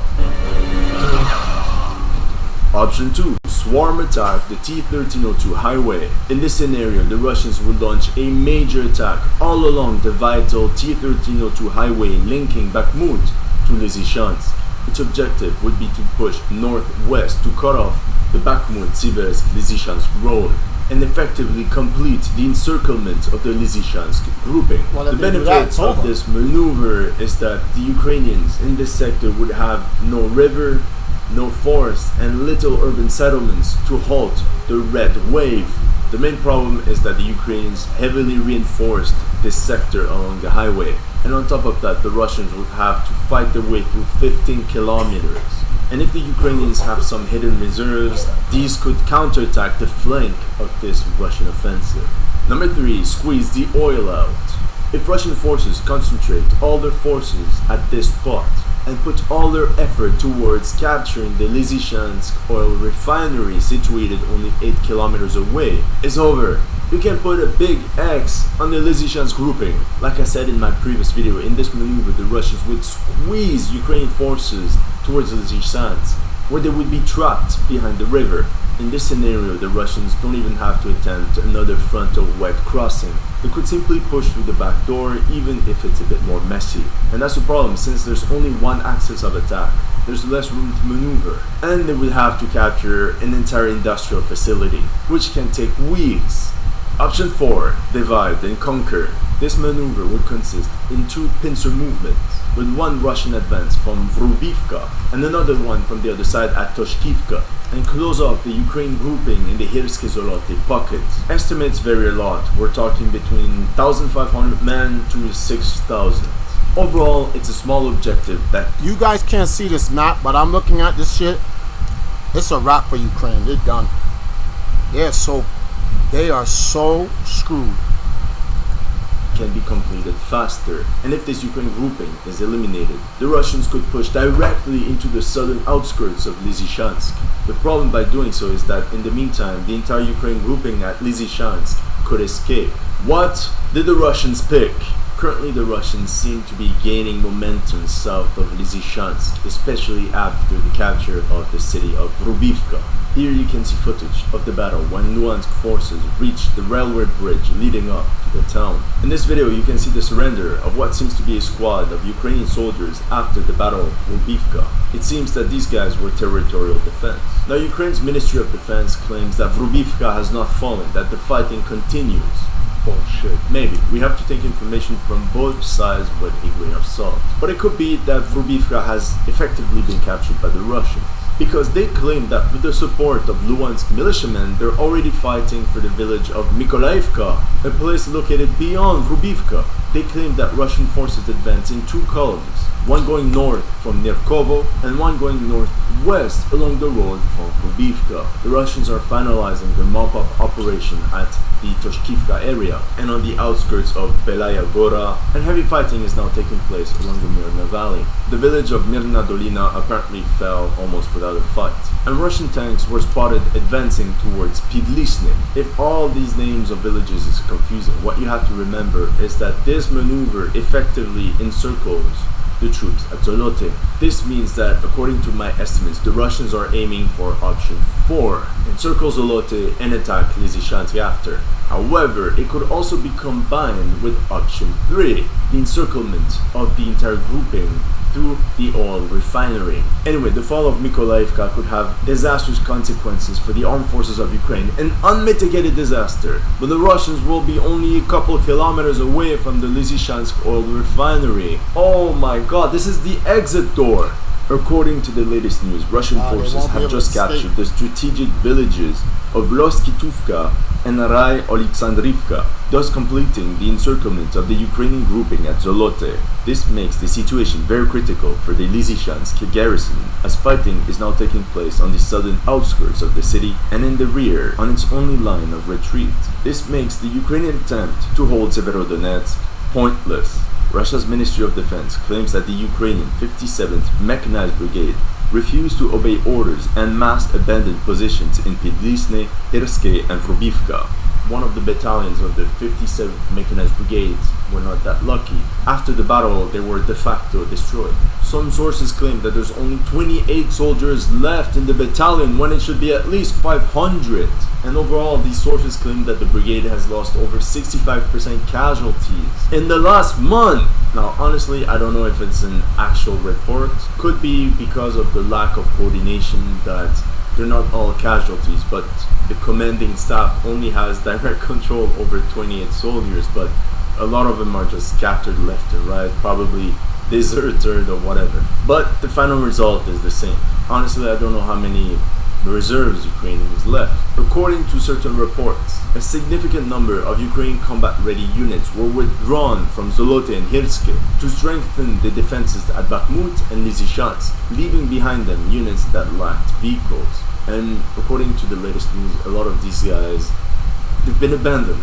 They're pretty much surrendering in small groups. So I think this is the strategy from the Ukrainian general staff. They have armored units sprinkled here and there. They try to regroup them into a Kampfgruppe, a task force. But by doing so, they have to sacrifice a lot of units behind. Namely, territorial units that don't want to go back to fight because they know what's going to happen to them. And there's new videos of more territorial units refusing to go to battle. But the Russians could also be a bit Machiavellic to avoid a lengthy last stand like at Mariupol, and like the Mongols often did. The objective would be to not fully encircle an enemy force, but to give them a golden bridge, a way To out. get out, yeah. It could allow Ukraine soldiers to panic, just abandon their fighting positions on their own, and escape west towards Slavyansk, which could accelerate the collapse of the garrison. And historically speaking, this is a bit what happened at the Battle of the Falaise Pocket in Normandy in 1944. What about the Ukrainian strategy? Not gonna lie, they have largely exhausted their options. After receiving Western heavy weapons, the Ukraine General Staff tried to launch multiple offensives towards Kherson, Melitopol, and towards the Russian border, hoping the Russians would divert the reinforcements to these locations, and most importantly, away from Donbass. But the Russians did not take the bait, and thus Ukraine never actually solved the root problem they're facing in Donbass, which feels more and more like a bear trap. Now Ukraine's plan is to hold everywhere, but also because the Ukraine government believes that the Russians are only one step away from total collapse, especially since the Institute of the Study of War feeds them some bullshit. This is how they talk about their opponent, Russia's crawling, demoralized, and frightened soldiers, and that if the Ukrainians push just a little bit further, they're going to be on the outskirts of Moscow. The Ukraine command decided to double down by sending new units into the Lysychansk salient. And like that, they increased the strength of this Luhansk grouping from 8,000 to 20,000 soldiers. Have you ever played Jenga? Do you know when the tower starts to wobble like that? Well, Ukrainians are in this situation and they try to double down. They say, nah, screw this. We keep going. It's dangerous. It's critical. With that being said, maybe I'm paranoid. Maybe it's actually a great idea. Maybe the Russians will have so many defenders in front of them that the Russian offensive will just stall. And that will be the end of it. The Russians will have no more forces to push through. Maybe. But I wouldn't rely on wishful thinking. The Severodonetsk meat grinder. The situation in Severodonetsk is very difficult. The two cornerstone positions for the Ukrainians at Severodonetsk is the Lenin Bridge, one out of 3 bridges that is still usable by infantry, and the Azot chemical plant. The city itself, 80% of the territory is under Russian control. Most fighting is now ongoing in the industrial area. We have a lot of video evidence of foreign units fighting in the factory. In this shot, you can see how the soldier is firing a CZ-805 Brand 2, one of the primary weapons of the International Legion. As you can see, they're properly using covering fire to move from one location to another. But one thing is certain, there's intense street fighting. The foreign contingent and the special forces have excellent cohesion. They're fighting like devils, but that also means they're suffering heavy losses. You can see how the firefight is not going as expected, as multiple soldiers are laying on the ground. And what shocked me was this footage of wounded International Legion members being transported in a broken down car. Don't they have ambulances? I don't know. This left me uneasy. And that could explain why the Ukrainians are sending more and more helicopters back and forth to Lysychansk. But as you can see, they're flying very low, just above the electric lines, which is in itself very dangerous. But they have no choice. They do this to avoid Russian anti-air defense. With all this Russian artillery, I wonder how Ukrainian soldiers will... Now, that's according not to even Luhansk right. officials, Why he did so that? take it with... My man said, my man put up Arnold Schwarzenegger saying, "Get to the chopper." Yo, how is this guy talking about the war so seriously, but they're putting memes? For anyone who's interested in watching this guy, because he gives him the dive, redacted, these guys give real coverage on the actual war, not CNN. Yeah, you watch him, he's actually funny.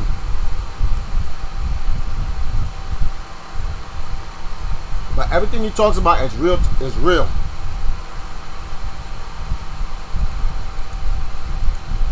With a huge pinch of salt.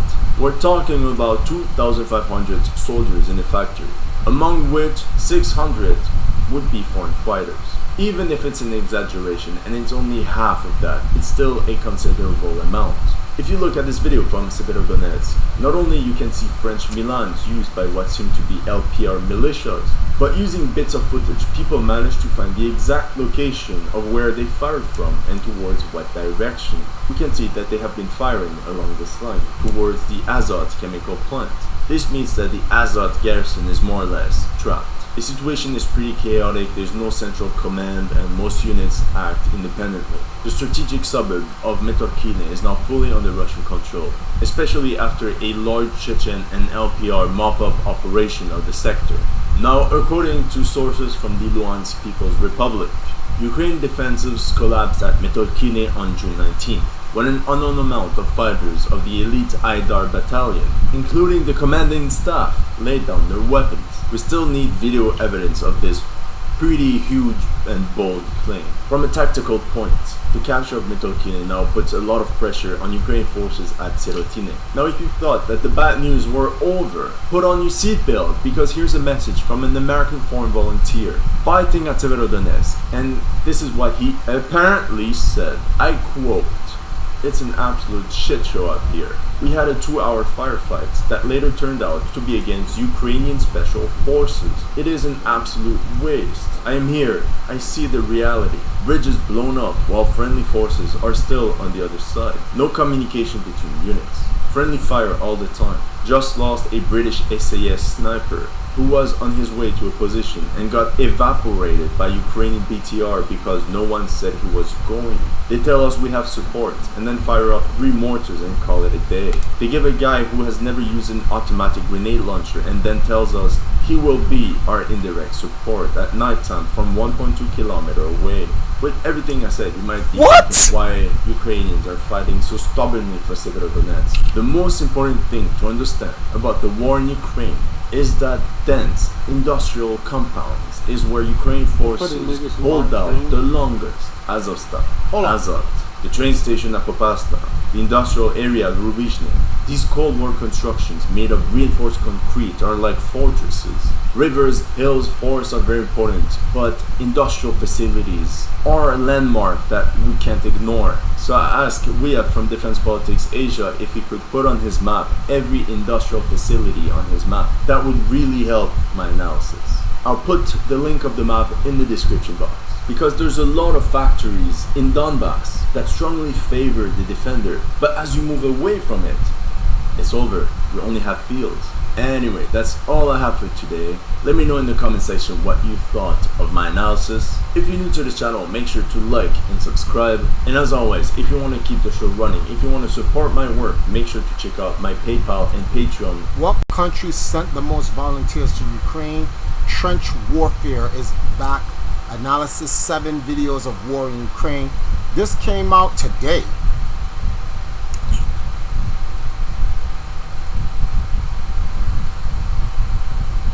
This came out today.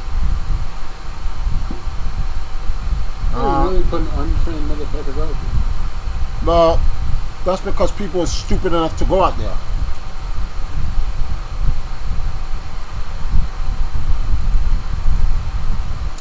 Why are you fighting somebody else's war? I don't get it. Shit, how would we?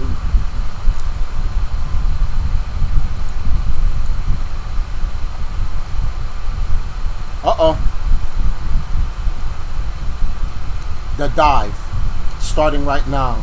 Ukraine's surrender in Azov begins Lithuania to expand some shit blockade. I don't know what the hell this is. You haven't, I don't know if you guys noticed, but CNN, their viewers have been tanking.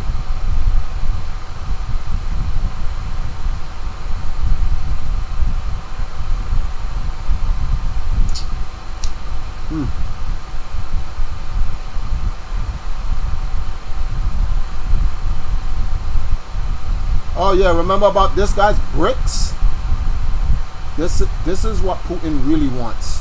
I don't know if anyone knows about the BRICS system. That was supposed to replace the IMF. And Putin was working on that for the last 7 years. Just in time.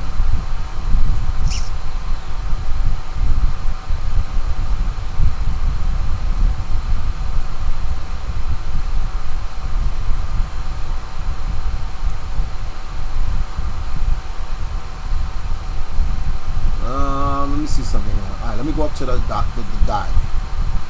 Let's see what the dive is saying. And they have it worse off. I mean, the inflation crisis there, the food, they're gonna have it worse off than us probably, at least in the short term. And they're still, you know, gung-ho for supporting Ukraine. It's incredible. So, anyways, great video. I love to see it. Hope to see more of that in the future. Wish I saw it earlier in the war. Right? Thank you all for tuning in. We got way more news tonight, and we didn't even get to our biggest story yet. So thank you all for being here. We got some super chats though. I want to read these off. Thank you to Ninos for the super chat. Your stream with Robert Barnes was informative. I could have listened for hours on end. Can you do one with Sarah Ashton, the neo-Nazi support? I don't know about that. Robert Barnes though, yeah, that was one of, I'm not gonna lie, I sent that one to my dad. I sent that one to all my Republican friends. I think that was one of my favorite conversations I've ever had on the show. Eduardo, thank you for the super chat. Max, thank you for the super chat. Ukrainians in Chicago are planning a rally for this Saturday at the Daily Plaza. Its name is Free Azov Battalion. You got invited? Go film it. Post it on Twitter. If there's any Azov, well, obviously there's going to be, if it's called Free Azov Battalion, there's going to be Azov, you know, insignia there. If there's any red and black, so the red, you probably know, you watch my show, the red and black flags, those are fascist flags. If you see Ukraine Nazi insignia, film it, videotape it all, tweet it out, send it to me. I will retweet it all. I will cover it here on the stream, okay? Marek, thank you for the super chat. Beer and Flies, thank you for the generous super chat. Talk at some point about Texas secession attempt. Not now, eventually. Okay, maybe you could send me some info. I don't know. I support the Union staying together, but if there's something, you know, we'll cover the news. Nas, thank you for the super chat. Do you think Russia will attack Lithuania? We have an update on that tonight. Nas, thank you again for the super chat. Okay. Let's get into the next story, okay? So,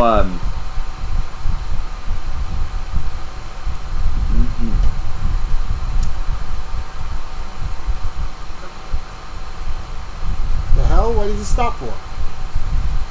So,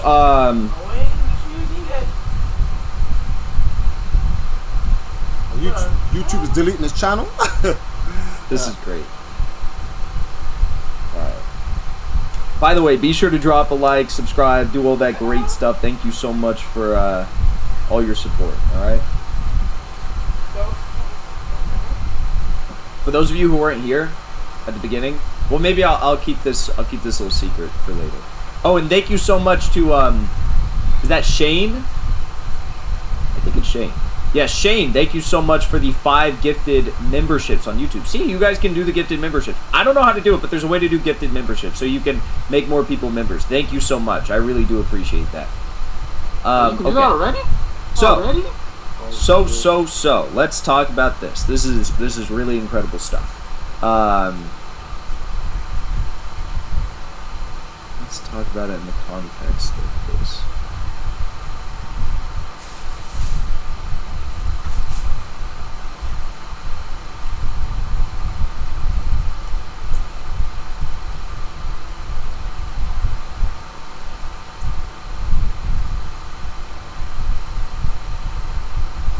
is he doing?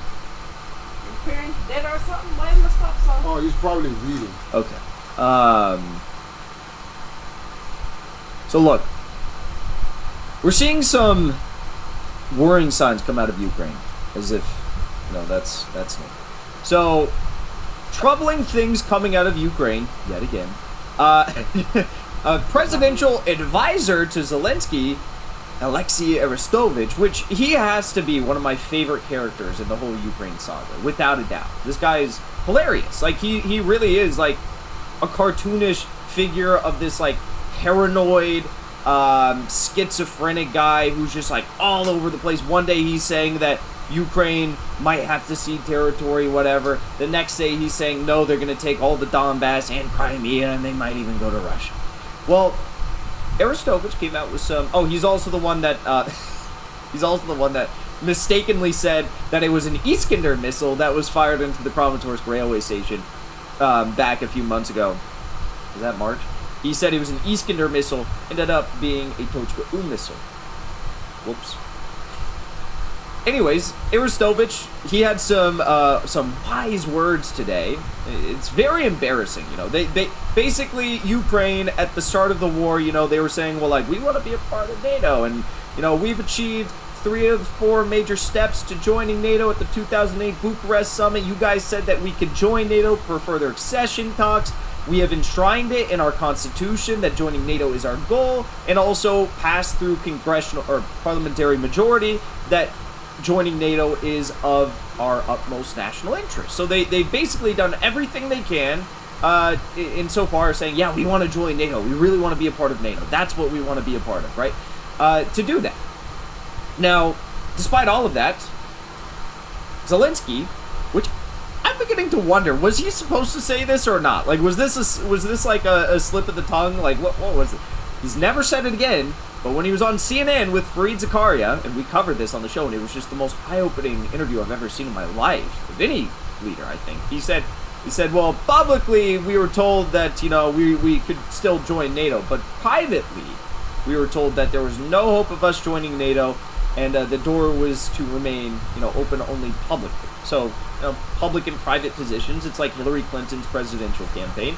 Zelensky was well aware that Ukraine was not going to be joining NATO, but publicly he was supposed to put on a good face, put on a smile, give the thumbs up to Jens Stoltenberg, and act like, yeah, we're joining NATO soon, right?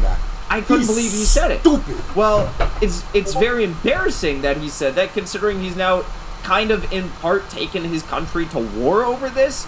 But Arestovich, he's a man with words. Zelensky is an idiot. He's like the Goebbels to, Zelensky's Hitler, if you will. But he's a propagandist, chief among them, right? This is what he had to say today. Ukraine de facto in NATO already, Zelensky advisor says. The alliance's promise to help Kiev win matters more than formal membership. Yeah, oh yeah. The alliance's promise to help Kiev win matters more than formal membership. Totally, right? The promise that, again, was not really a promise. Because, as we all know, there was no promise. As we all know, let me pull it up here.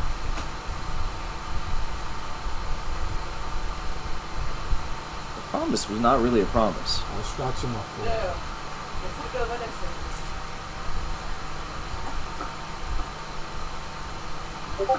I know better start doing with you. I just gotta ignore you.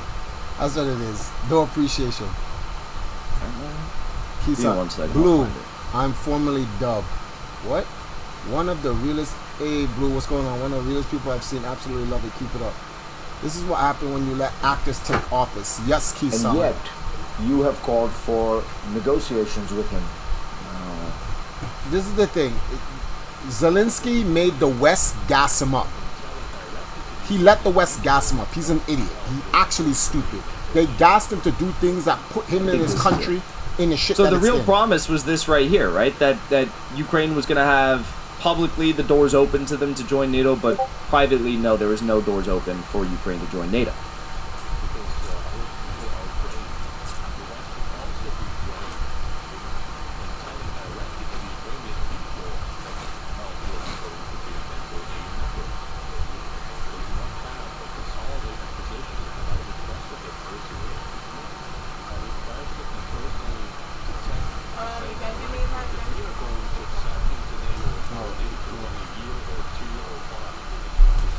Before you start, can you just put some orange juice in there?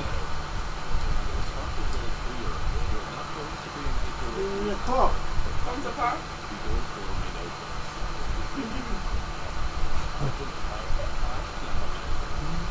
You're not going to be a NATO member, but publicly the doors will remain open. Whoops! Oh! I wasn't supposed to say that. Fareed Zakaria, are we live? Is this live on CNN? Oh shit!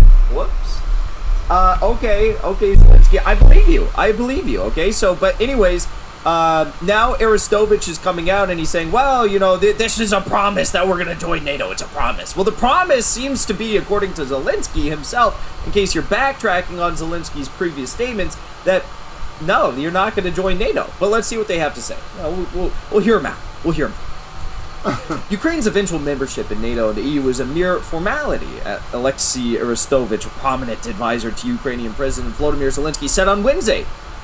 Kiev is already a de facto member of the US-led military alliance, which promised to help it win the conflict with Russia, and has just joined the Three Seas initiative as a backdoor to the EU, Arestovich said in an interview. Speaking with YouTuber and activist Mark Feigen on Wednesday, Arestovich admitted he had doubts about whether NATO or the EU were ready to accept Ukraine, but that it didn't matter. Just becoming a candidate gives Ukraine access to EU development funds, with which Poland had built up its infrastructure, he told Feigen. Moreover, Kiev has just made another cunning move by joining the Trimarium, Arestovich said. I don't know what that is. Quote, we became the 13th country of the Trimarium. This is access to money, to transport, to security at sea, to infrastructure in 12 Trimarium countries are EU members. Okay, Arestovich. That is almost half of the EU countries. That means that our integration with the EU has gone much further than everyone is currently assessing. Alright? This was a reference to Polish President Andrzej Duda's announcement on Tuesday that the group had created a special participatory partnership status for Ukraine. Created by Poland and Croatia in 2016 to span the area between the Baltic, Black, and Adriatic Seas.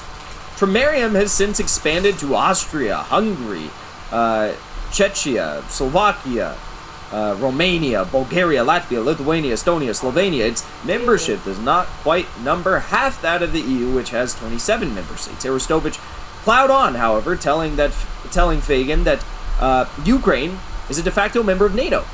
It may not have the mutual defense pledge of Article 5 in writing, which is the most important part, but more than 50 countries in the Ukraine Defense Contact Group, led by the US, have promised Ukraine's defense minister, Alexei Reznikov, they would, quote, never, ever let Kiev lose the war. Okay, they're never, ever going to let Kiev lose the war, okay.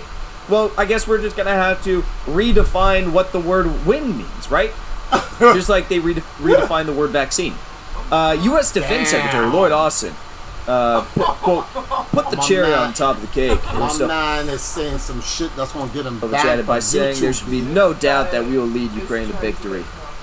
Okay, well, given that he's saying all this, oh, we're de facto member, oh my god, it doesn't matter if we're officially a member, we have Article 5 protections or not. I want to show you what John Mearsheimer has to say about the true existential threat that a NATO membership or de facto NATO membership poses towards Russia, because I think his breakdown is very important. Take a listen. Over to the side, and hopefully that'll cut. Wrote a memo. No, that's too much now. You put too much on the side. Even it out. Yes. Simply describes Russian thinking about Ukraine joining NATO. What? I'm going to pay very careful attention. I was dead serious about that. And make sure that's under the bed. This is Burns. This is his memo. He's the U.S. ambassador in Moscow. It's his memo to Secretary of State Congress. Now CIA director. This going in. By the way. Quote, Ukrainian entry into NATO is the brightest of all red lines for the Russian elite, not just Putin. In more than 2.5 years of conversations with key Russian players, from knuckle draggers in the dark recesses of the Kremlin to Putin's sharpest liberal critics, I have yet to find anyone who views Ukraine and NATO as anything other than a direct challenge to Russian interests. NATO, he said, would be seen as throwing down the strategic gauntlet. Today's Russia will respond. Russian-Ukrainian relations will go into a deep freeze. It will create fertile soil for Russian meddling in Crimea and eastern Ukraine. So here you have now CIA Director William Burns, back then ambassador, right, saying all this stuff, and now he has pursued these policies because this is the world he wants to live in. He wants to live in a world without peace. He wants to live in a world with a destabilized Russia, although that's not what happened. His calculations were just a little bit incorrect, but this is the world he wants. Keep that in mind as you listen. Burns, of course, was not the only policymaker who understood that bringing Ukraine into NATO was fraught with danger. Indeed, at the Bucharest summit, at the summit itself, both German Chancellor Angela Merkel and French President Nicolas Sarkozy were opposed to moving forward on NATO membership for Ukraine because they feared it would infuriate Russia. And it Angela did. Merkel recently explained her opposition in an interview. I'm quoting Angela Merkel, I was very sure that Putin was not going to let this happen. From his perspective, that would be a declaration of war. Think about what Merkel, who opposed it in April 2008, is saying. She's saying that she knew that Putin would interpret it as a declaration of war. In other words, putting Ukraine in NATO would be a declaration of war. And Burns has just told you that Putin... So there you have it. They all knew that this would essentially be a declaration of war, right, against Russia, to have either a de facto or a true NATO expansion into Ukraine, because it would be the red line that would then be crossed.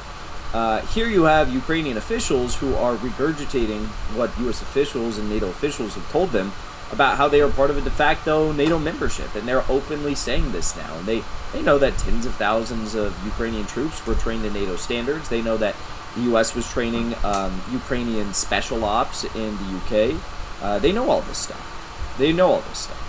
And they don't care, because they want to pose a threat to Russia. They want to destabilize Russia. They want this to continue on. Of course, there's conflicting opinions. There's conflicting mindsets within the Biden administration right now. There's some people who say within the Biden administration, mainly within the Pentagon, they say things like, well, this isn't going that well. We knew this wasn't going to go this well. It would be like if Russia were trying to fight a war of attrition on the Mexico-Texas border against our troops. It wouldn't go well for them there. It's not going to go well for us over there. If they were to fund Mexican proxies or something like that. So there's some voices that are saying, let's bring this to a close. Let's try to, maintain any sense of dignity that we can. But we know this is not going to get any better, so let's stop this. Now then there's the others like Burns, like Newland, who want to continue this on for as long as they can. And that's the true danger that lies within the Biden administration, the lesser two evils, as they told us, right? They will continue pushing on. I think they have the power. And I think that unless something catastrophic happens, or we see the complete breakdown of Ukrainian troops, which is soon going to take place, we could see that very well continue long on into the future. All right. Breaking news. Aiden Aslan says his execution is still planning to go ahead. It will go ahead. He is the captured Briton in the DPR. So it appears as though the UK has made no interest in trying to reach out to Russia. I'm going to have some updates on this stuff tomorrow, so we can save that for tomorrow. But that's breaking news right now, okay? Alright, thank you all for tuning in. Be sure to subscribe if you haven't hit that button yet. Drop a like on this stream as well. Helps us boost in YouTube's algorithm. We should get 100% likes, I think, on these streams. Everyone watching should drop a like. We did get a few super chats, so let me read these out, and then we'll continue on to the next story.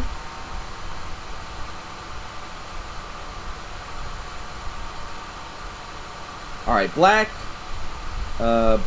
Hill Phil, thank you for the super chat. For my Twitter, same name, military power rankings, I have the U.S. at number 3 and Russia and China back and forth at 2 and 1, respectively. What say you? I don't know. I'm not a military expert. I really can't speak to that. What I will say is the U.S. is focused on empire building. We have 700 to 800 military bases in, over 100. Let's talk about maybe 200, probably 100, and 20, Saitama are 130 going countries across the world. One-on-one. We do not late. focus our efforts Blast on is there, defensive so it's operations within our own Saitama borders. and We Blast focus on versus empire God building Garo, and so. a lot of intelligence and PSYOP campaigns. China, however, focuses more on true defensive operations. Russia focuses on these sorts of missions and bilateral peacekeeping missions as well. And the other thing is, you look at any fight, it depends on where you're fighting. Okay, so it depends on the terrain. It depends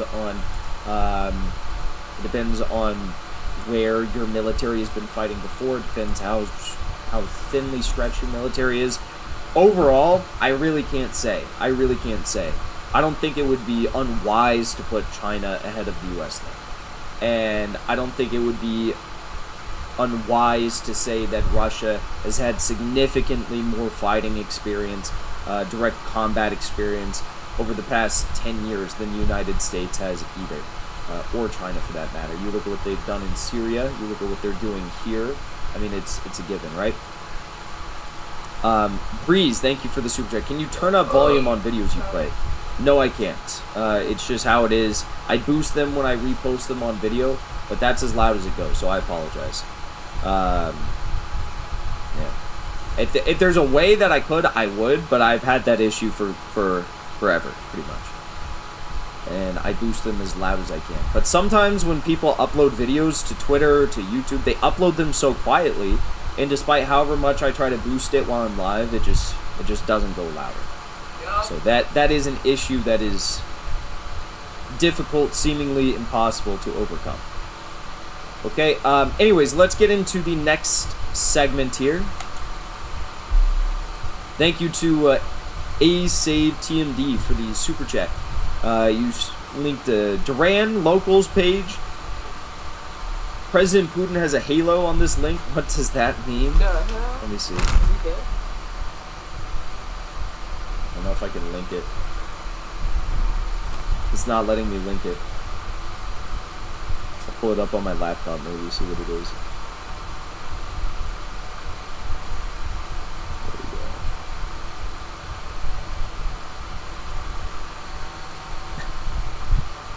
There we go. There on their thumbnail?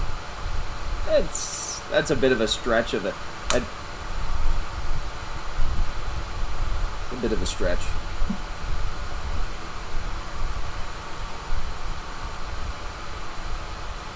At Spief. ThinkPad, thank you for the super chat. U.S. military is like the U.S. healthcare system, overhyped, overpriced, bloated, better at making money than at serving its advertised purpose. I agree with that. That's a good way, succinct way of putting it. Okay, let's move on to the next story here, alright? Alright.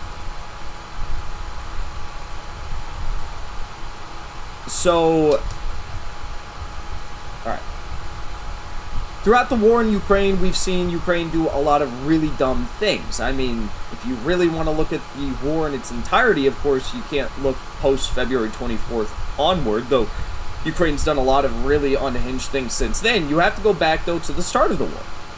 You have to go back to when the Ukrainians began to place heavy artillery into the Donbass region. They began fighting against, independence-seeking rebels in the Donbass, in the DPR and LPR. You have to go back to when they started to slaughter 14,000 people over an 8-year period between 2014 and 2022. That's what you have to do if you really want to look at this war in its entirety. Now, if you're going to go back and you're going to look at this period, what's clear is that back then, there were some serious efforts of trying to, regain control over this territory in the DPR and LPR. They're trying to establish proper defensive positions to make sure that they don't lose territory to DPR and LPR forces, and at certain times throughout the 8 years when there would be Russian forces there, although that was few and far between, they would try significantly to try and keep control over these regions, make sure that they don't break away, despite the fact that in 2014, 86% and 96% of the people in the DPR and LPR respectively decided to say that they wanted to form breakaway independent people's republics. Now, what we've seen take place from the start of the war, that most people consider the start of the war, February 24th of 2022 onward, is we've seen Ukraine losing significant, regions of territory. We see, surrounding Mariupol, which was one of the least dense pockets from coast to land of Russian-held territory in Ukraine right now. That's an 80-mile gap. They've been able to establish a land bridge all the way up from the northeast down to Crimea. It's really incredible the amount of land that they've taken in the short period of time that they've taken it in. Compare that to what the U.S. was unable to accomplish in a full month of fighting in Iraq. I mean, that's just incredible. But what I'll say is, there is no hope now that Ukraine regains control of Donetsk or Lugansk. They're going to lose much more territory, even if this comes to a negotiated settlement.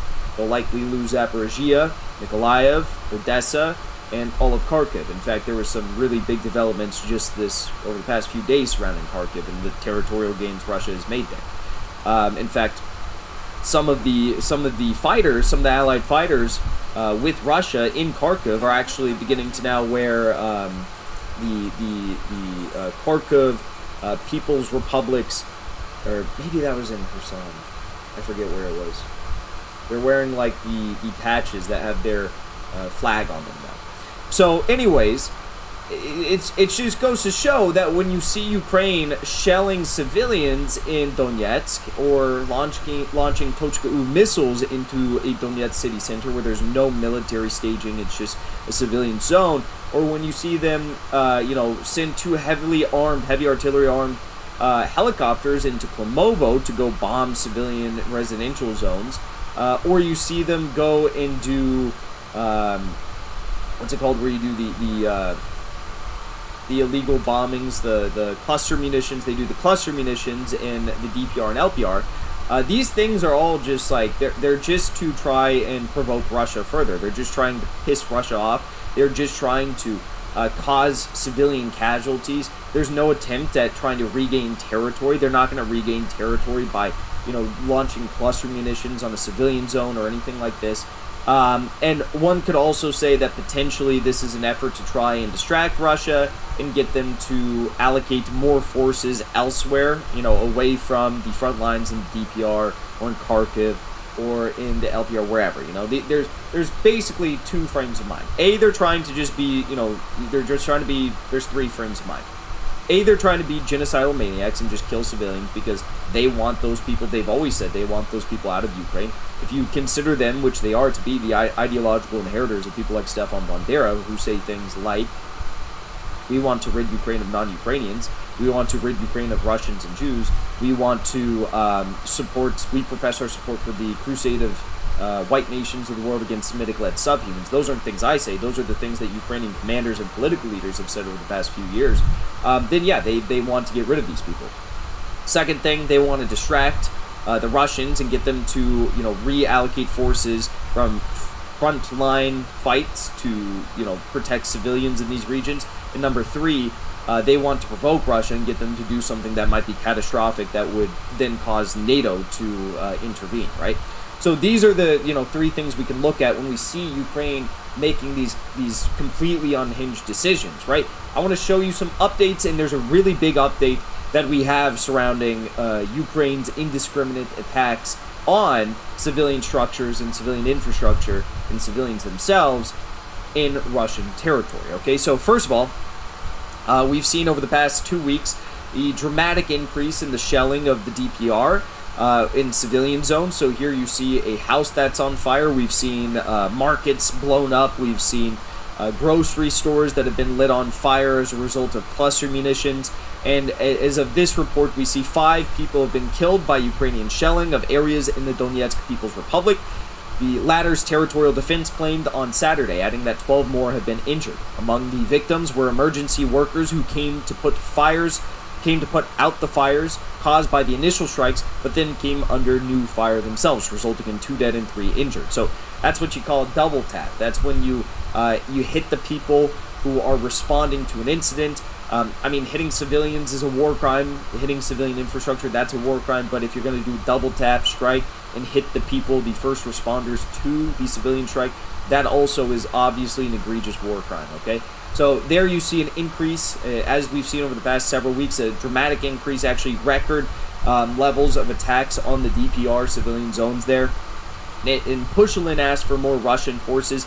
I do believe that some Russian forces have been sent in from Russia to go and try to further protect the people there in the DPR, so we have that. And then we had this. Now, this was really, really insane. We saw this. Fire at Russian oil refinery after a Ukrainian attack. Now, we talked a little bit about this with Jacob Drazen. The incident occurred in the southern Rostov region, not far from the Ukrainian border. So this oil refinery thing that they had here, it's actually closer, and I believe the statement was, it's actually closer to Odessa than it is to Crimea. So put that in perspective, right? You have Ukraine that is bombing this region, this oil refinery, which, by the way, it's a civilian oil refinery. It's not like this is an active military target. Like when Russia is targeting, oil depots, these sorts of things in Ukraine, they are cutting off Ukraine from the oil that's used for their military units, right? For their heavy artillery, their armored vehicles, their tanks, these sorts of things. They're not trying to cut Ukraine off from all energy. They could do that, but they're not doing that because they understand that they don't want to do that, right? That's just disastrous for the civilians. Why are you going to hurt the civilians? B, Russia still wants to maintain a degree of public support amongst Ukrainians. I mean, we've seen a lot of Ukrainians defect to Russia. We've seen a lot to come under Russian, governments in regions that have been taken by Russia, and they're happy to live there, much happier than they are to live under Ukrainian leadership. So they don't want to do this, right? They're targeting military infrastructure. Ukraine, in targeting this oil refinery, is targeting civilian infrastructure and the civilian workers who are on board this refinery actually working, okay? And the crazy thing is that, I don't... There's some talk about whether or not Ukraine meant to target this, whether or not this was a mistake, because obviously this region, this area, this oil refinery is closer to Odessa than it is to Crimea. Presumably they could have done this earlier on in the war if they had wanted to. The other question that, I obviously ask is, why would Russia not be protecting this if they felt like it was under threat? So that also kind of leads me to the question of, like, did Ukraine mean to target this? I don't know. They've had a lot of misfires, a lot of bad intel in the past. It's possible this could have been another example of that. But let's read a little bit more. A fire broke out at an oil refinery in southern Russia's Rostov region on Wednesday after it was hit by a Ukrainian drone. The blaze occurred at the Novoshchimsky oil refinery, affecting an area of around 50 square meters, and was quickly put out. The emergency services said there were no injuries or fatalities, they added. This might actually be... Is this another one? Oh my god, this is another one. My bad. This is the first one I was talking about. Let's cover this one first. Russia reveals number of victims from... Yeah, this one... Oh my god, so they did 2. So I take back everything I said. This is not an accident. Now they've targeted 2 now, within days. So this is the one we covered with Jacob Drazen. I didn't even realize there was another one. Holy shit. Okay, this is the first one. It was published June 20th. Russia reveals number of victims from drilling rig strikes. The attack left 3 people injured and 7 missing. So this is the first one, and I knew there was people who were missing as a result of this. That number has then been increased. While the search operation continues, the head of Crimea has said 3 people were injured and 7 are missing following a suspected Ukrainian attack on drilling rigs off the coast of Crimea. the head of the Russian region, Sergei Aksimov, revealed on Monday. Earlier, he said that 3 missile strikes hit 3 separate rigs owned by this company, a company that develops offshore oil and gas fields. So far, 94 people have been evacuated. 15 servicemen remain guarding the operating drilling platforms. Unfortunately, information on 3 wounded and 7 missing has been confirmed. He stressed that the search operation will continue and the regional government will contact the families and friends of those missing or injured. Okay, so we have that. And then we have this too. So this is another one. So they are targeting this. This is not an accident, okay? Because there was some questions. Is this an accident? Is this not? This is breaking news, actually, because this was just posted. I thought they were just doing an update on the story because now they have some video of what took place. Take a look at this.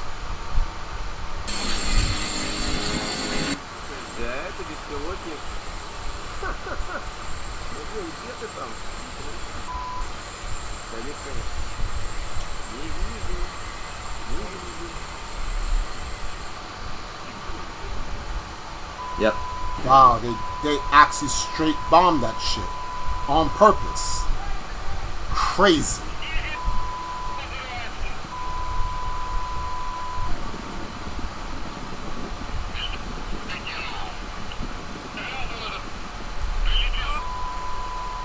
Какие дела, чуваки?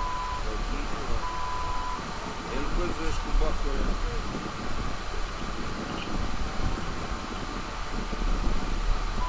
So there you have it. I mean, that's a direct attack, and that looks like another UAV attack on a Russian oil refinery, okay? And these are civilian targets. I mean, there's civilian workers here. That's a huge, huge target.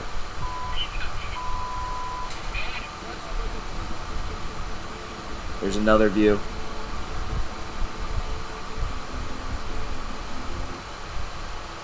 Huge fire.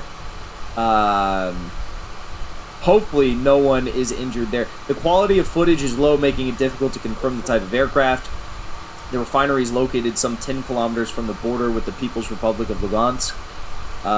This does kind of look... It looked like... I mean, I don't know. I'm not an expert on this stuff, but that kind of looked like a UAV, didn't it? Could be wrong. The last one was a... Yeah, okay, so now, yeah, they've confirmed it. It's a drone, okay. So, wow, incredible stuff there. Again, just like completely deranged, unhinged behavior there from Ukraine, targeting these civilian oil refineries, targeting the workers there. That is breaking news coming out of Russia. So yesterday, you know, or 2 days ago, we had the discussion about the first one that was hit, closer to Odessa than Crimea. It was an offshore oil refinery. You had 7 people killed there, 12 were missing. Now another one hit. Just devastating stuff. And, I mean, this is the character of the Ukrainian state. It's no regard for human life, no regard for the civilians, no regard for the people that are going to be impacted by this. Much unlike Russia, who we've seen limit the scope of their attacks to primarily, you know, they're always focused on hitting the military targets, though it's war, and it should be condemned when civilians or civilian targets are hit, and sometimes that does happen on all sides, including Russia, on Ukraine. But when you look at the character of these states, when you look at the character of the militaries, it couldn't be further from, you know, it's really not even comparable when you look at these two militaries, the ways that they have acted throughout this war. More destruction, more civilian targeting there from Ukraine. Alright, thank you all for tuning in. Appreciate you being here. Drop a like on the stream if you haven't done so yet, and subscribe if you haven't done so. I'm just shocked that that's another one that we now see. Jesse L, thank you for the super chat. So you're socially conservative now? Well, it seems to me that if you don't support bringing adolescents to like near stripper, near nude drag shows, then that makes you a social conservative. So yeah, I guess if that's what makes me a social conservative, then you can call me a social conservative. If you think that you know, if you think that it makes sense for a child below the age of 21 to not have access to a gun, but that a child under the age of 21 can transition their sex in a life-altering decision, sometimes as early as the age of like 3 or 5 years old, and that makes you non-conservative socially, then that would make me a conservative socially, because I don't think those things. Yeah. So we just have, I think we have a pretty fucked up like perception of what it means to be socially conservative in the United States. And that's what leads me to the claim that, because I engage with all these people online, and I say these things, I'm like, maybe it's a problem that, Child Protective Services will be called if you bring your kid to like a strip show, but if you bring your kid to like a strip show at a drag queen event, then that's somehow okay. I point out the hypocrisy there, and everyone says that I'm a transphobe conservative. And while I reject the transphobe, notion, maybe that's just what being a if that's being a conservative, then I guess I'm socially conservative. Because yes, I don't think we should be, bringing children to these sorts of shows. I think Child Protective Services should be called if you do that. Do I think that when I see videos, even on Fox News now, celebrating the fact that, 5-year-olds are going through gender transition, and they're saying that they know their gender and they're not the right gender, and they're gonna have their parents give them these life-altering drugs that are gonna make them into a different gender, and if that makes me a conservative by saying that doesn't seem all right, that doesn't seem. I mean, you hear Democratic politicians say stuff like, oh, the brain's not fully developed until you're 25, therefore they shouldn't own a gun until they're 25, but we're gonna allow that?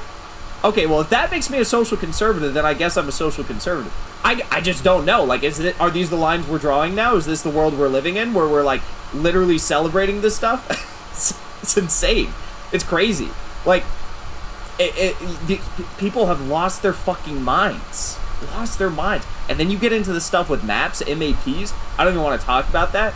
But, like, you guys can, you can research that on, Shoe On Head does a bunch of good videos on that. MAPs, if you know what that is. And, like, that stuff is now, if you don't support that, then you're conservative. Fuck you. You're insane. The world is crazy. You are literally buying the Soros narrative that is being financed by all of these crazy oligarchs that wanted to make the, preferred worldview of Alan Dershowitz and Jeffrey Epstein a reality. You read the things that Alan Dershowitz used to write publicly, Harvard professor, tenured professor, he's saying like, oh, I support lowering the age of consent to, like, 14 might be too low, but 15 good. Like, this is Alan Dershowitz saying these things. If it makes me a conservative to say I disagree with that, then sure, I'm a conservative. It's insane. It's insane. Like, I just can't believe the pushback I get sometimes. I'm like, what world am I living in? Lost your fucking minds. Ocox, thank you for the super chat. Herschel, thank you for the super chat. ThinkPad20, thank you for the super chat. The U.S. military is like the U.S. Oh, we already read that. Max, thank you for the super chat. I nail maps to... I can't read that full thing, but... I say maps have no place in our society. There's a bunch of, intellectuals who seem to disagree with me. I know, it's crazy. Ninos, thank you for the super chat. Something to chew on. Our hard-earned tax dollars that went to Ukraine, a huge portion was to be given to families of killed in action soldiers. The Ukrainian Defense Department is listing them missing and pocketing the money. Really? I'm going to have to do a deep dive on that because that's crazy if so. I haven't heard that yet. Ultron, thank you for the super chat. You should reach out to John Doyle. He's a right-wing populist, but I feel like you two would see eye to eye on a lot. I don't know who that is. I feel like I maybe had some people recommend. I don't know him, but I will check that out. Thank you for the super chat. Oh, you guys don't know what maps are? You don't know what maps are? Look up Shoe On Head MAP. Look up Shoe On Head MAP after you watch this stream. Yeah. Aaron, thank you for the super chat.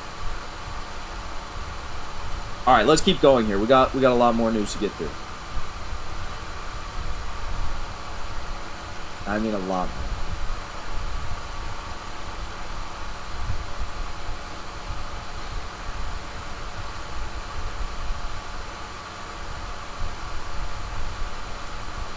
Okay. So, Okay, yeah, let's do an update on this story. This is good. So,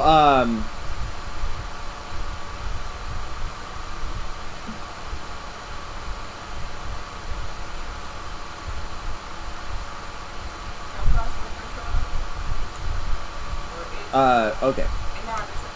We covered here just the other day a really shocking, scary story in which, sorry, I need to restart that. I just read something.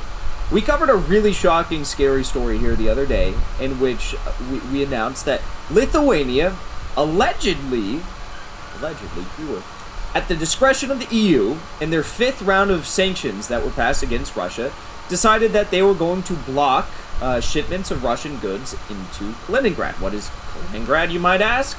Kaliningrad is a place that a lot of American liberals just found out about like 2 days ago, but now they say it must be sanctioned and it must be wiped off the face of the earth and Slava Ukraini, and if you don't support that, and we can't find Kaliningrad on a map, but if you don't support that, then you're a Russian asset. Kaliningrad is a Russian exclave to the west of mainland Russia. It's surrounded by NATO member states. It borders Poland, for example.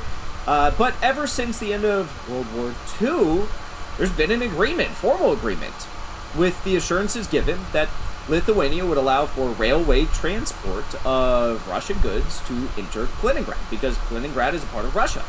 Kaliningrad is a beautiful area of Russia. There's a bunch of resorts there. A lot of people go to vacation there. And now Lithuania has said that due to the 5th round of sanctions, we are going to have to cut off nearly 50+% of the Russian goods that enter into Kaliningrad. Now, I will say this is not the end of the world for Russia, but it is a direct violation of the promises, the assurances, and the international law that is supposed to be upheld by these states that care so much about the international law and Russia breaking the international law. But they're not doing that. They're saying because of these illegal, you can't call them unilateral, but I mean, there's no authority which says that the EU placing sanctions on Russia is legal in the same way that unilateral sanctions by the US are illegal, right? There's nothing that says that they're legal. They're still illegal sanctions, but they say that because of the 5th round of sanctions, we can't allow Russian goods to enter Kaliningrad, and people in Kaliningrad freaked out. They started to go panic buying at the stores. The governor of Kaliningrad said, it's fine, we have ships that are going to be going around and shipping goods that would otherwise be on railway to Kaliningrad. We have planes, we have, cargo planes that are going to be doing the same thing. By the end of the year, we'll have 5 to 7 ships that are able to do this. No worries, right? Problem is, it's going to be far more expensive. And that hurts average, citizens in Kaliningrad. As always, the civilians hurt the sanctions hurt the civilians the most. Just like in Venezuela, when the deep state oligarchs got together and said, we want to put sanctions on Maduro because his election was illegitimate, despite the fact that we say that Venezuela has the most secure, open, transparent elections on the planet, and he clearly won. We're going to sanction Maduro because we don't like him, and he's not giving us his oil for free. Pennies on the dollar. He's trying to nationalize their oil and share the profits with the people of Venezuela. We're going to sanction his economy. Well, when they did that, what happened? Special rapporteur on unilateral coercive measures at the United Nations, Elena Duhan, reported that the sanctions, the Western sanctions that were led by the U.S., caused a 99% decline in the economy in Venezuela. So you hear people on MSNBC and CNN say, Venezuela's economy is in ruin because of the petrostate they've created. Well, I mean, sure, there's definitely, you can't deny there's been some problems surrounding that. I mean, anytime you're a commodities producer, you're not going through a commodities boom, a commodities cycle, you're gonna have some difficult times. We are not commodity producers here in the United States. We're about to have some difficult times because we're about to go through a commodities boom, and we're not commodities producers. So, but when you look at the state of the Venezuelan economy today, no, it's not because they're a de facto gas station acting as a country. It's not because they're a petro state. It's because of the sanctions. It's as simple as that. Well, these sanctions on Kaliningrad are going to do the same exact thing. They're going to try to weaken the economy. They're going to try to hurt average civilians and get them to turn against their elected leaders, democratically elected leaders, okay? Well, now, Russia has basically said, look, you don't open up these railways. First of all, this is like a violation of international law and a violation of the agreements we've had since the end of World War II. We're well within our rights to take any measures imaginable that we want to go into Lithuania and make sure that these railways continue operating. We're well within our rights to do it. Now, what would that mean? That would mean that you would have Russia going into a NATO member state, and that'd be that situation because, you know, NATO member state being invaded. Essentially, they'd frame it as being invaded by Russia, and they'll be like, "This is unprovoked. How can they do this?" Well, they're doing this because you violated international law. Well, when they did this, when they said that they were going to do this, Lithuania got very worried. They ran to the EU and they said, EU, you said we had to sanction these goods and we sanctioned them and we didn't allow the goods to go into Kaliningrad. Now they're saying they're going to invade our country. What do? We don't want to end up like Zelensky. So they went crying to the EU, and the EU says, this is not our fault. Ursula von der Leyen, this is not our fault. What are you talking about? Your sanctions package, you know, you make your own decision. This is your own decision. You make your own decision. Have fun. Lithuania is making their own decision now, and they're deciding to expand upon the blockade of Kaliningrad. Shocking, I know. Disastrous, I know. Scary, I know. Let's take a look at the story and break it down. Lithuania ready to expand Kaliningrad blockade, according to the president. The country is prepared to face retaliatory steps by Russia. Well, that's not. Vilnius is ready to expand the list of goods banned from transit to Russia's exclave of Kaliningrad, should the European Union introduce new sanctions against Moscow. Lithuanian President Gitanas Nausėda said on Wednesday, the country is also ready to face any potential retaliatory measures Russia might introduce, he told Reuters in an interview. Don't worry, NATO will have our back. The EU and NATO, they'll have our back. Okay, is that really the path we want to go down? Well, we are ready and we are prepared for unfriendly actions from Russia, such as disconnection from the Brel power grid system or others. The president stressed that the transit restrictions were not a sovereign move by Lithuania, but merely the implementation of the EU sanctions against Moscow introduced over the ongoing conflict in Ukraine. Quote, we feel the support of the European Union because this is a decision made by the European Union, he said, adding that the country was ready to expand the list of banned goods should the bloc introduce new restrictions against Russia. Quote, we are looking forward to implementing the next stages of the sanctions. They're referring to the 6th round of sanctions, okay? That was just passed. These take a while to implement. So this was the 5th round of sanctions that sparked this, but it's been a while since the 5th round of sanctions, right? It could remove some of the current tensions, which are not in the interests of either the European Union or Russia. Over the weekend, Lithuania's national railway operator banned the flow of Russian goods between the region and the rest of Russia, citing guidelines from the European Commission.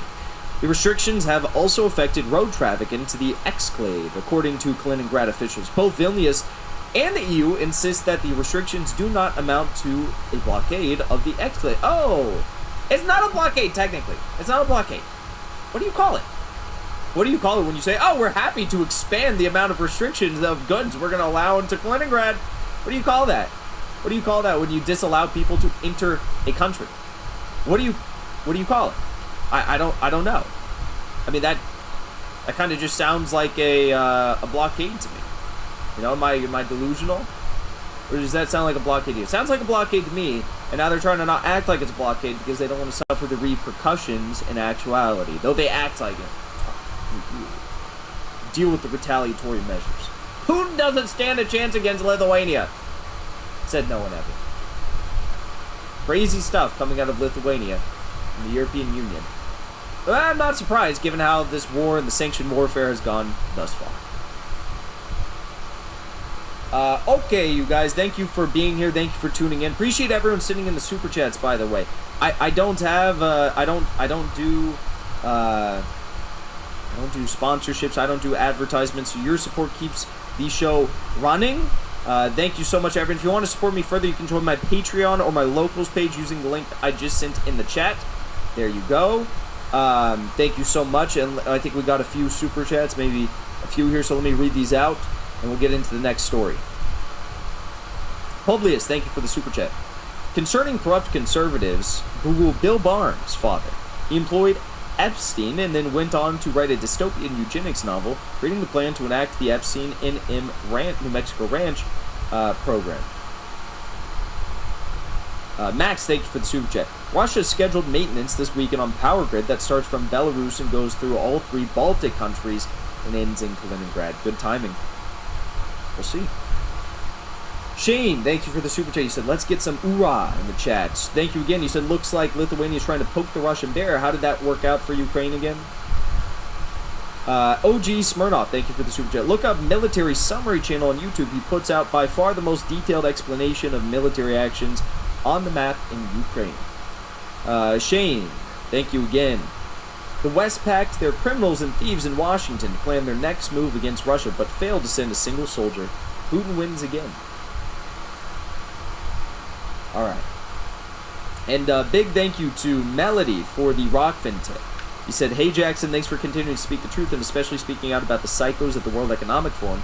The world they have planned for us is terrifying. We have to stand together and to stop it. And love seeing you on the Jimmy Dore Show. Thank you so much. I appreciate the support. And thank you to Richard White for the Rockfin tip as well. Alright.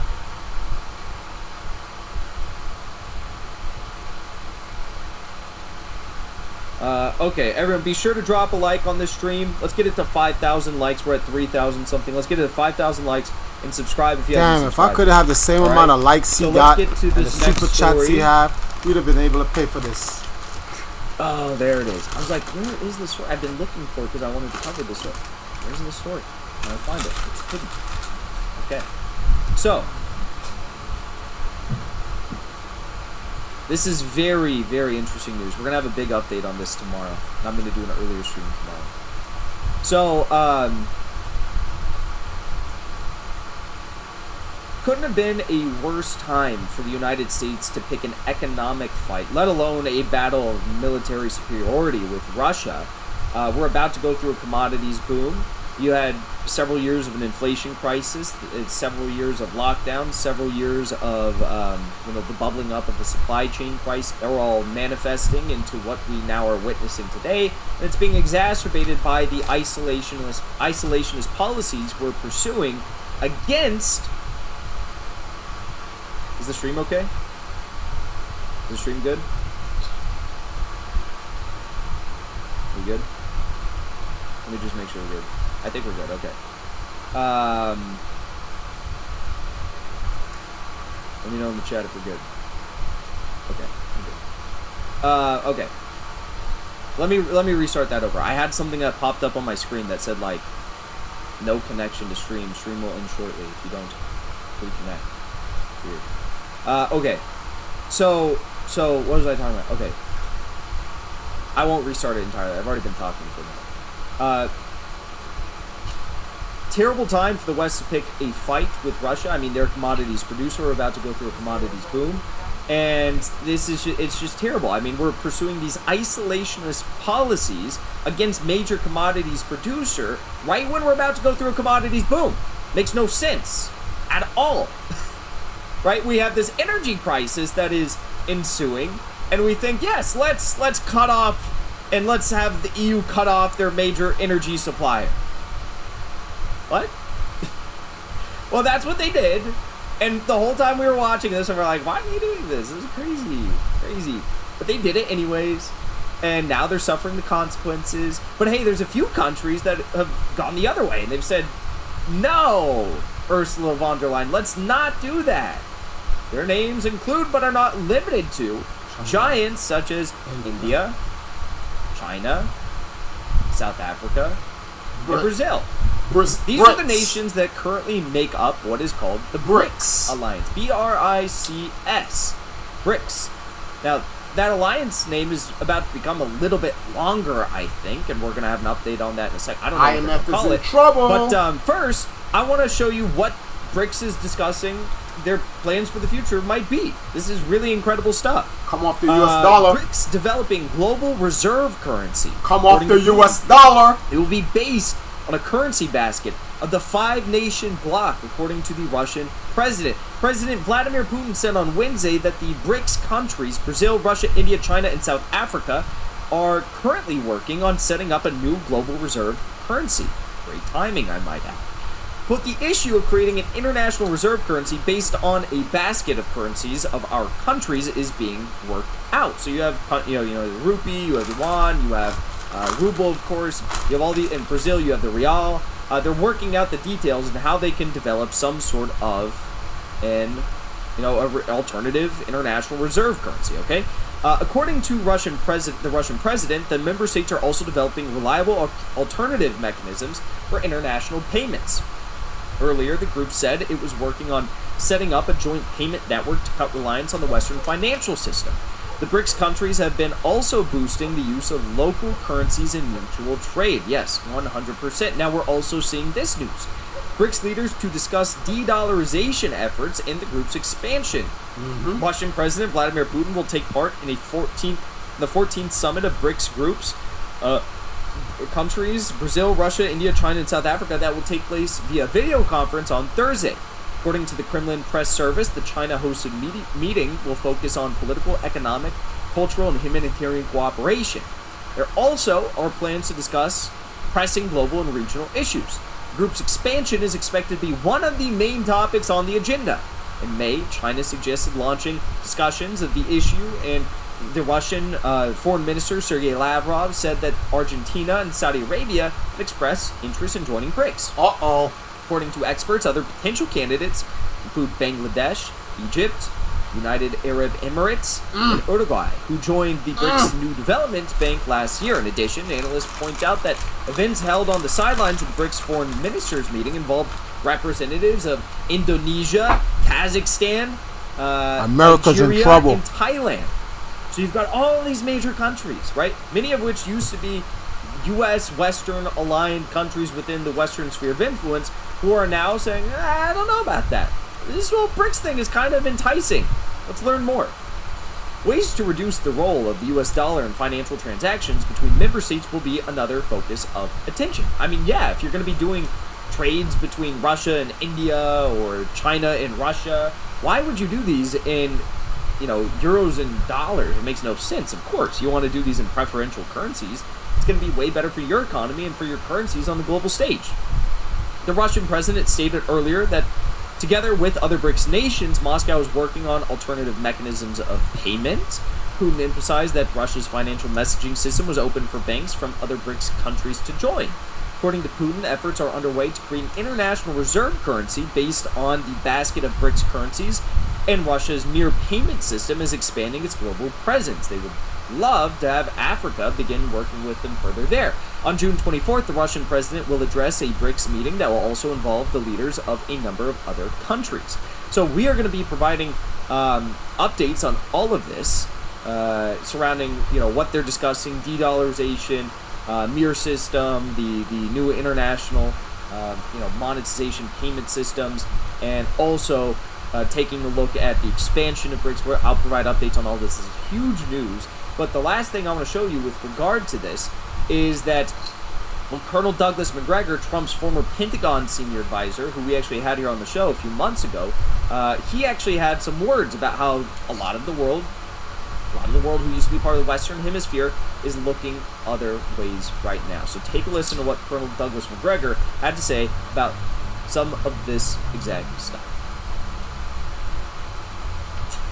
Well, Judge, it's wishful thinking, obviously, because the regime in Moscow is not going to change. In fact, I think we're much more likely to see Putin in charge in a couple of years than we are to see Biden in charge. So it's entirely wishful thinking. It's fantastic. If you look at the news today, the ruble is actually stronger now than it was before the Russian intervention in Ukraine. And the so-called sanctions have done nothing to reduce Russia's income from the exportation of energy to Europe.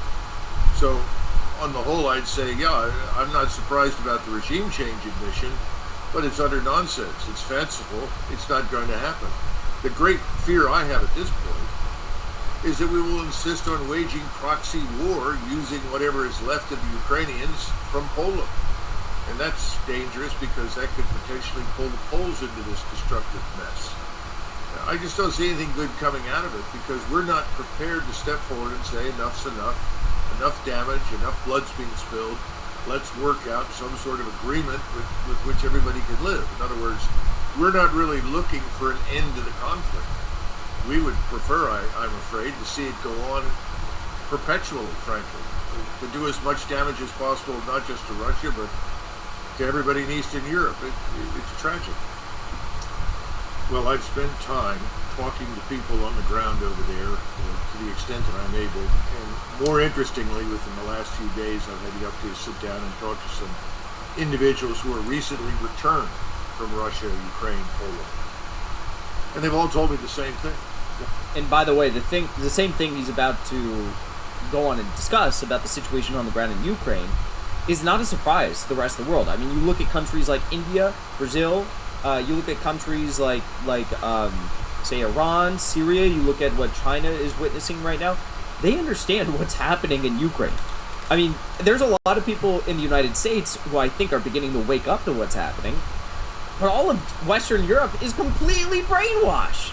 Like, they have no idea what's happening. They think that there's a lot of people who think that Ukraine is winning the war. So much of the rest of the world, these nations that are beginning to move closer to BRICS, they actually understand this stuff. It's not like a surprise to them. It's not like shocking, like, oh my God, I can't believe I can't believe Ukraine is losing. No, they understand this because they have real reporters in their countries, and they also understand that, like, no, Russia, China, they're not the number one threats to, like, global peace and stability. It's the United States.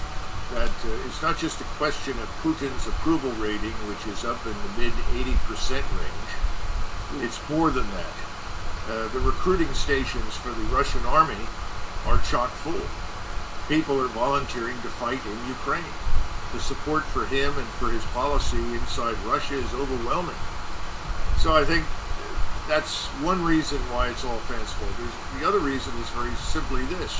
Once you move past Europe, particularly Western Europe and North America, the rest of the world is largely aligning with Russia and its strategic partner, China, and increasingly now also India.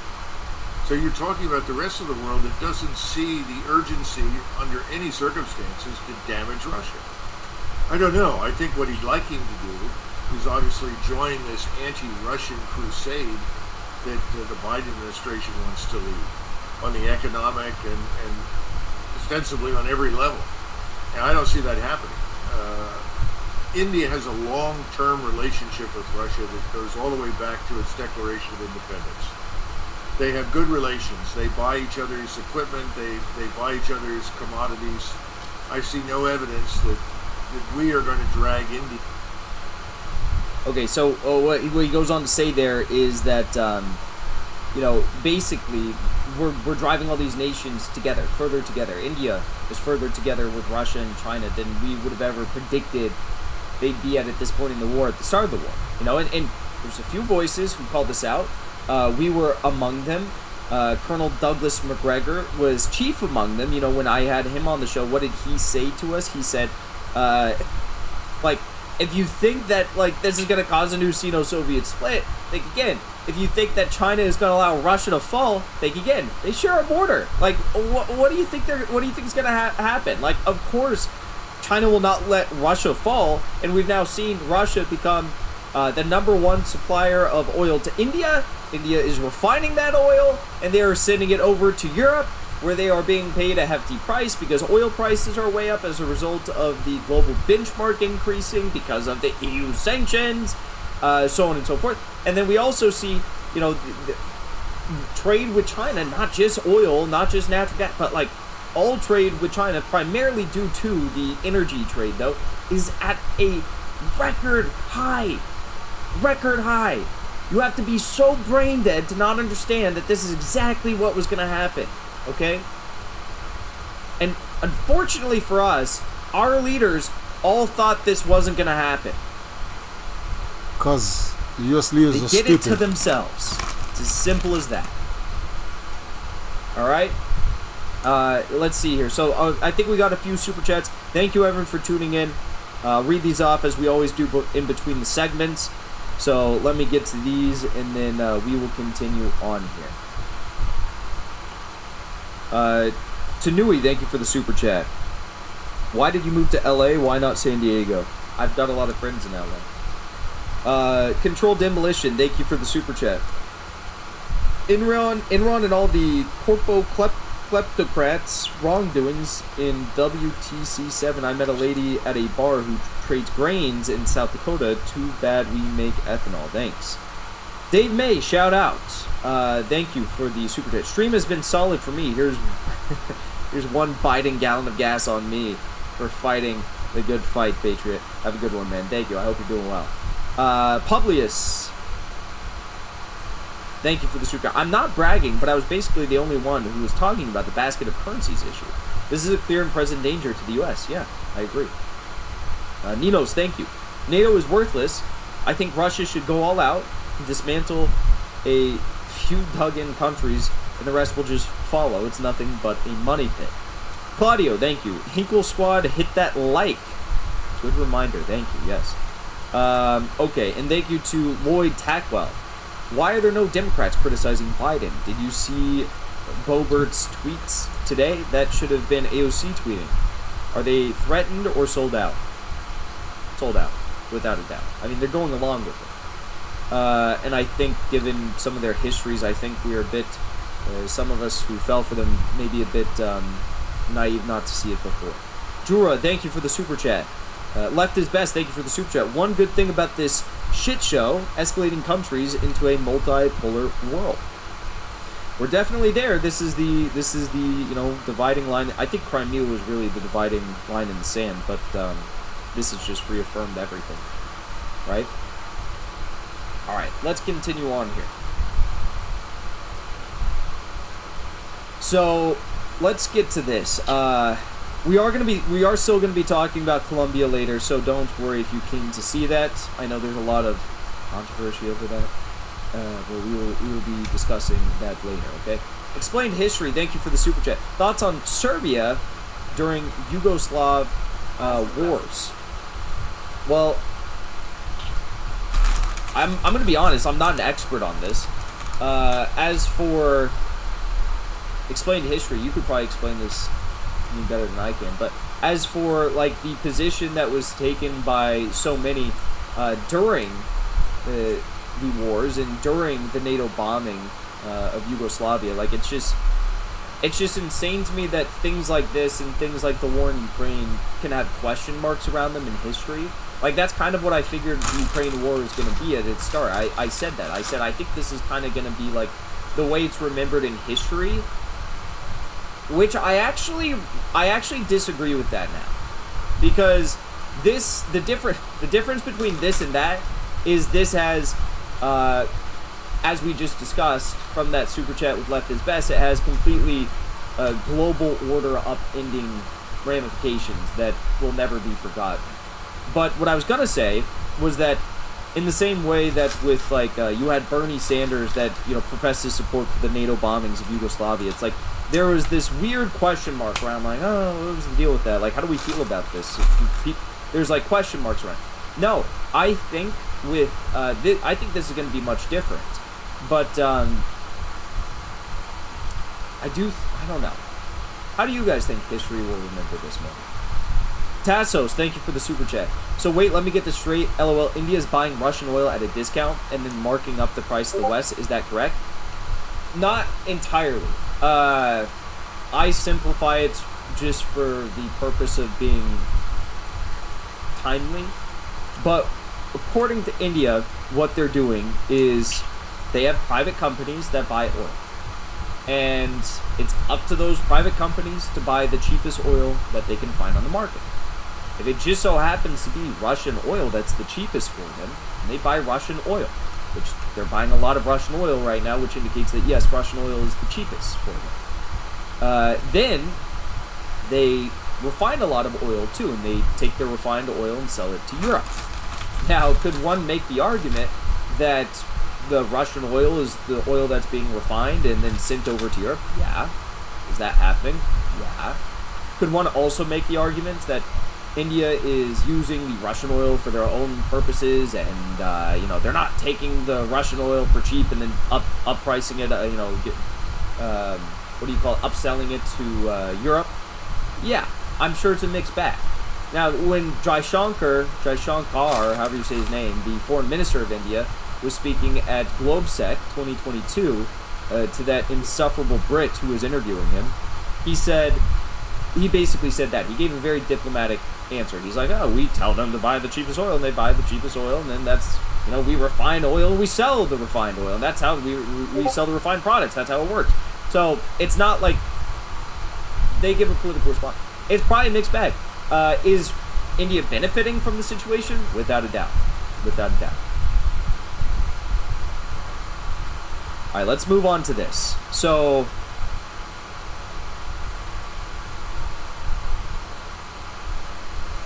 there's a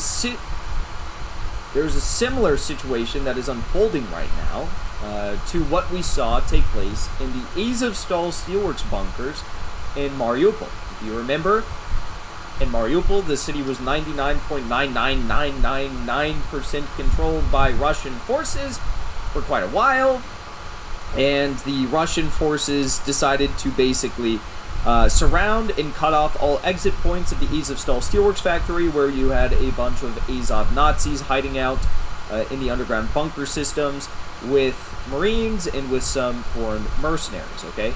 Now, in the Azovstal underground bunker systems, they ran out of medical supplies, they ran out of food, they ran out of water, they ran out of a lot of stuff, and eventually they had to come up. And this method that the Russians pursued of not storming the Azovstal factory, but instead waiting for evacuees, proved to be very beneficial. They saved lives, they saved civilian lives, for sure. I mean, they were able to get civilians out in a humanitarian corridor, then not too long after was when we saw the final evacuation of the troops take place. And, the only unfortunate thing was it didn't happen sooner, because if it happened sooner, there probably would have been a lot of those troops, Ukrainian troops, that would have been able to have their lives saved as well, because what we saw happen was the Ukrainian troops, without the medical aid down there, a lot of them unfortunately died, and I believe there was like 200 to 300 troops that were left dead down there, unfortunately. So I don't want to see that. I want to see people alive, and it's just, war is gruesome, right? And I want to see more people alive. I don't want to see unnecessary deaths. Okay, and these deaths could have been prevented. I mean, we saw troops that were injured get shipped off to the DPR hospitals where they were treated.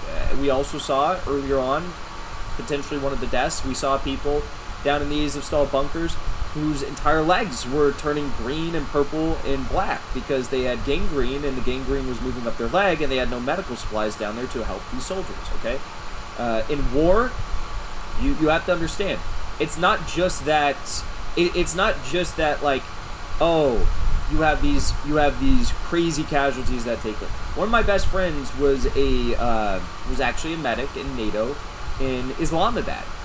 So I've been able to talk to him about some of these things. It's not that like and some of these things are just common sense too.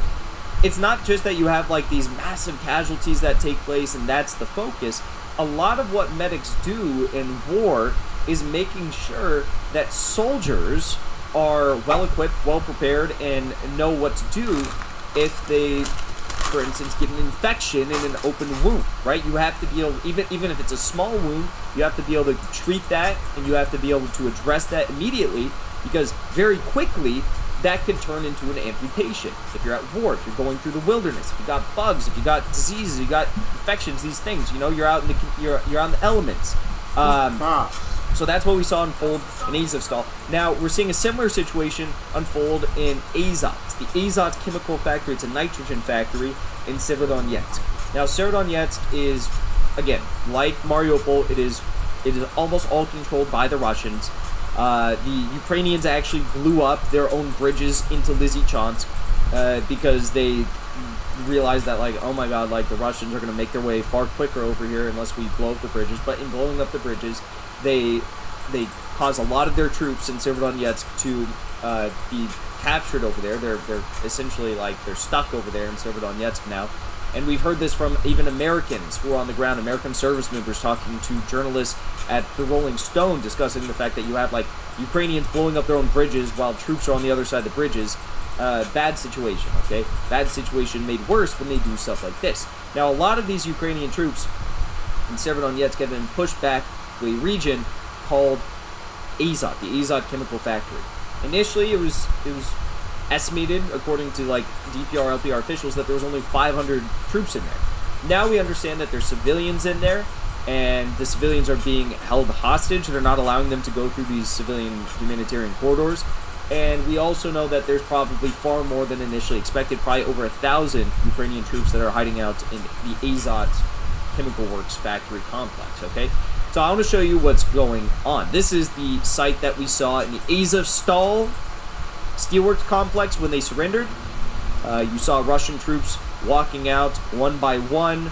There was 2,000, I believe it was 2,400 plus troops that surrendered there. They go through all of their belongings, make sure, you know, they go through their tattoos, they have them take off their shirts, make sure any people with like explicit Nazi tattoos or Adar, Azov tattoos or any of these things, you know, that they are documented.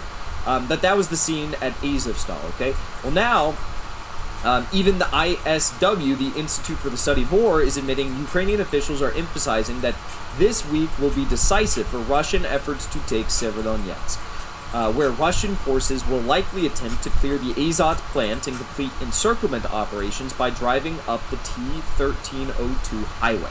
So if you have the Institute for the Study of War admitting that Severodonetsk is about to be fully come under full Russian control and Azot is going to be cleared out, well, that's not a good sign. That means that it is all but certain, okay? So let's keep going here. The Ukrainian military located at the Azot chemical plants in Severodonetsk began to hang out white flags. This was stated by an officer at the People's Militia of the Lugansk People's Republic, Andriy Marchko.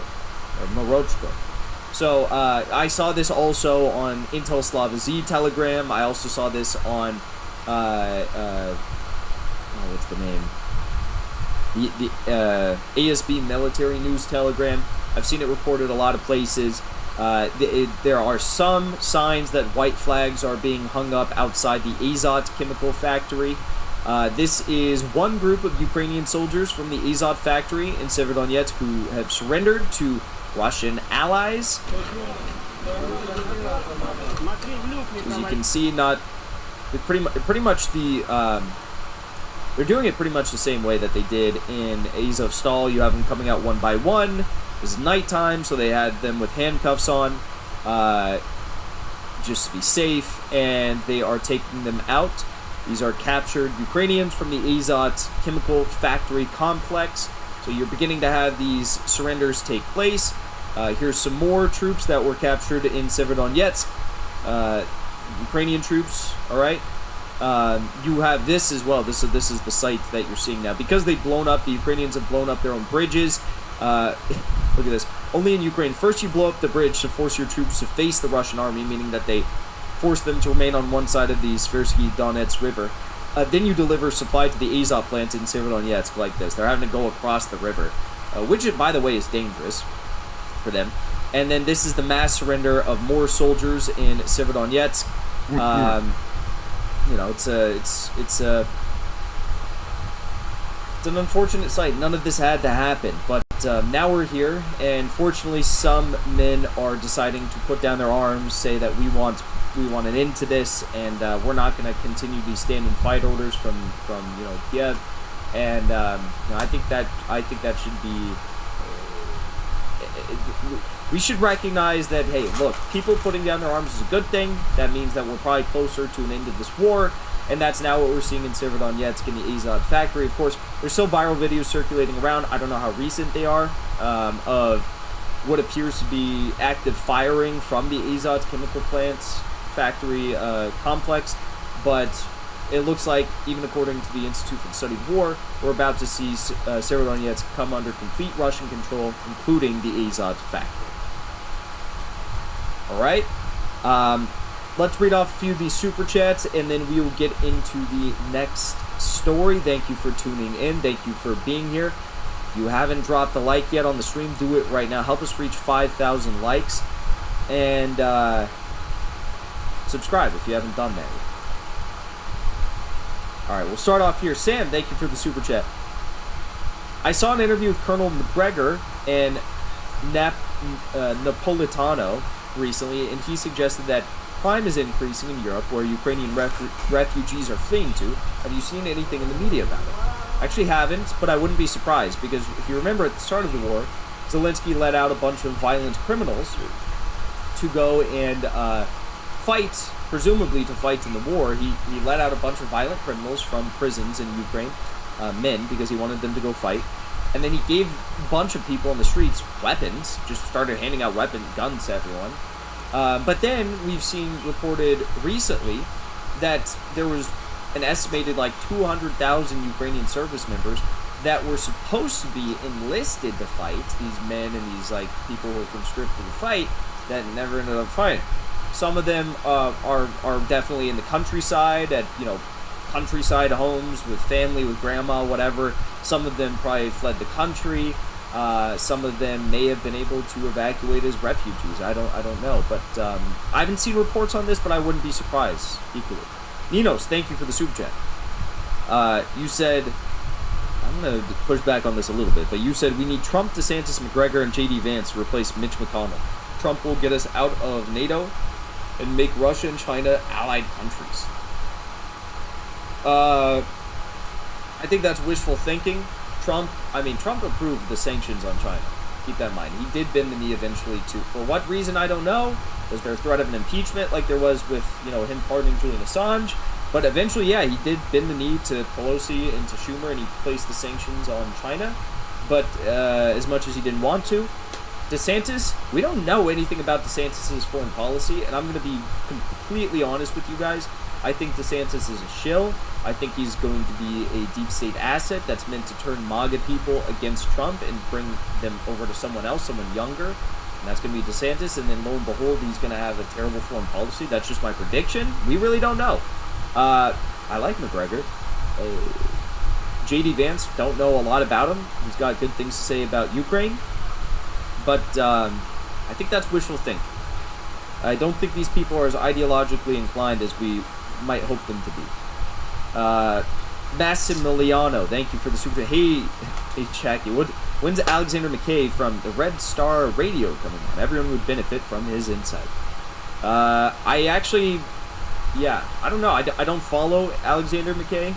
I definitely know the name, but I'll check Alexander McKay's workout.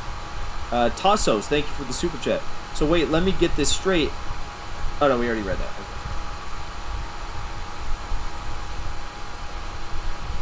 And thank you everyone tuning in on Rockfin and Rumble as well.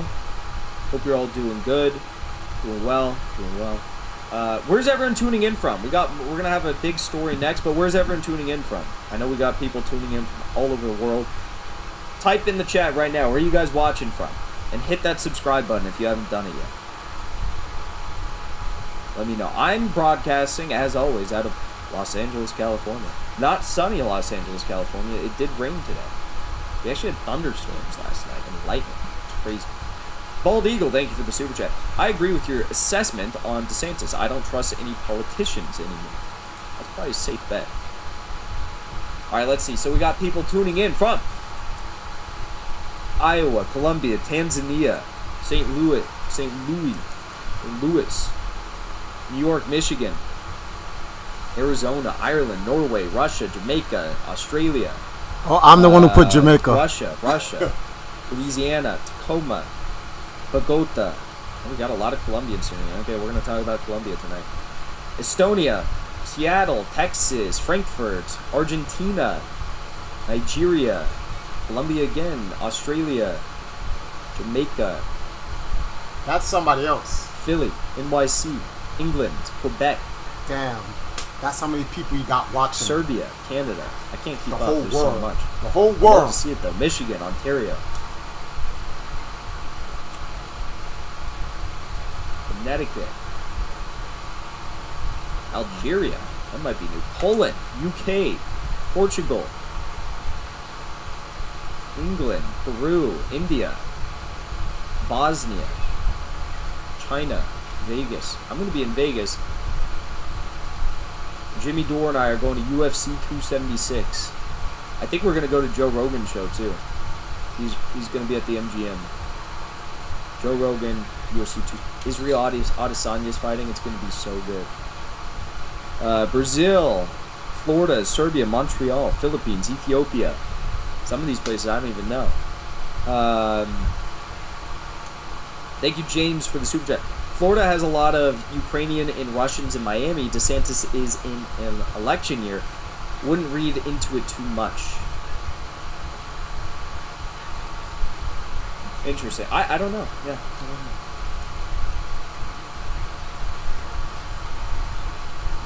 Alright, so let's go to this.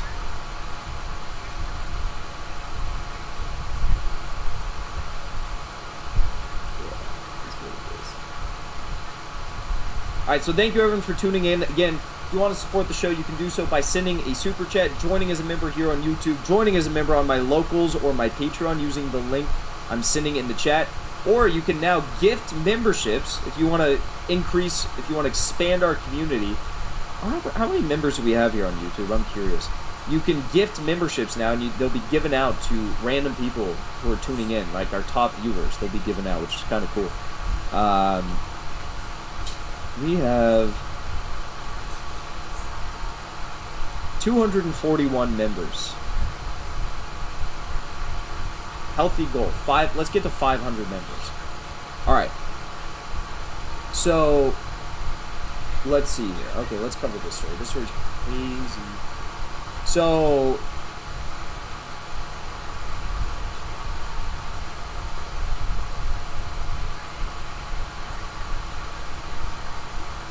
if you've witnessed the energy crisis that has unfolded over the past several months, or I should say has been exacerbated over the past several months due to EU and US sanctioned warfare against the eastern sphere of this world, you're probably just as shocked as I am, okay? But it's about to get a lot worse. Let's talk about this. In short, I will explain the situation to you by looking at a tweet I just posted. This is a pretty good summary of where we're at now with the EU. Germany decided to, at the start of this all, halt the Nord Stream 2 pipeline, which would have doubled the flow of Russian gas into Germany. They approved sanctions, which caused a 40% decline in Nord Stream gas flow. They placed a ban on Russian oil. But now they're blaming Russia over their gas shortage crisis ahead of this winter. Okay, that's basically where we are at now, but let's get into some of the details and some of the connected stories. So, yes, at the start of this all, Germany freezes Nord Stream 2 gas project as Ukraine crisis deepens. This would have doubled the amount of gas flow into Germany from Russia, okay? So, you know, truthfully, Germany had nothing to be worried about. They could be fine right now. They would have been fine. They wouldn't have to be on the verge of declaring a state of emergency as a result of, you know, gas shortages. They wouldn't have to be doing some of the other crazy stuff we're going to talk about in this story.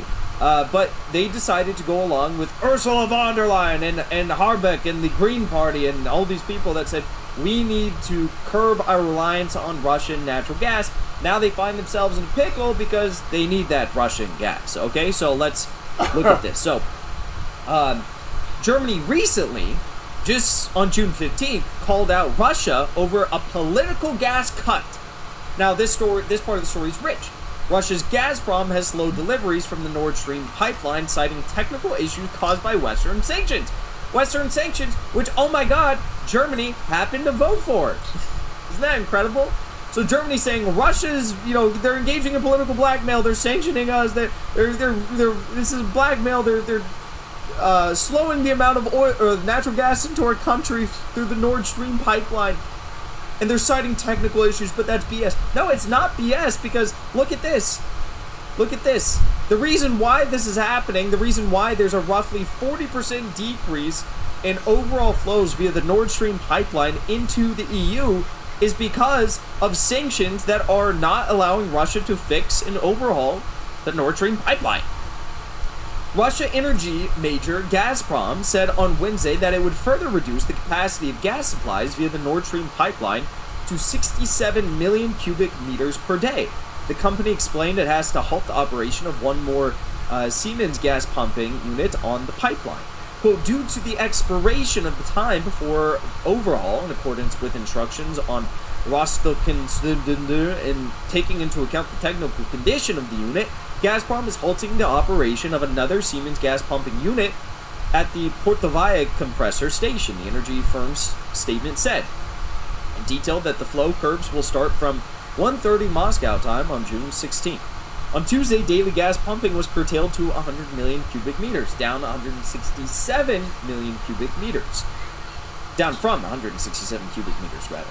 Gazprom said it had to lower natural gas supplies via the Nord Stream pipeline because Siemens had not returned gas pumping units from repair. So you have sanctions that are causing Russia to not be able to have the units that they need for repairs and the overhaul of their pipeline system, and then Germany, who voted for these sanctions, is saying it's Russia's fault. Delusional? I know, but that's what's happening. Well, what's even more incredible is this right here. So as a result of this, as a result of the sanction warfare that resulted in the 40% decrease in Russian natural gas flow into Europe through the Nord Stream pipeline, and as a result of the inability for Russia to even make use of the Nord Stream 2 pipeline, which would have doubled the amount of gas going into Germany, European gas prices spike as these anti-Russia sanctions affect flow. Tariffs jump by nearly 25% after Gazprom cut supplies via the Nord Stream pipeline. Oh my god, who could have guessed this? It wasn't any of us, right? Oh no, you're just a bunch of Putin puppets. Well, now Germany's getting a little bit worried. Germany risks recession as Russian gas crisis deepens, and it gets worse than that. Germany faces certain recession if faltering gas supplies stop completely. An industry body warned on Tuesday.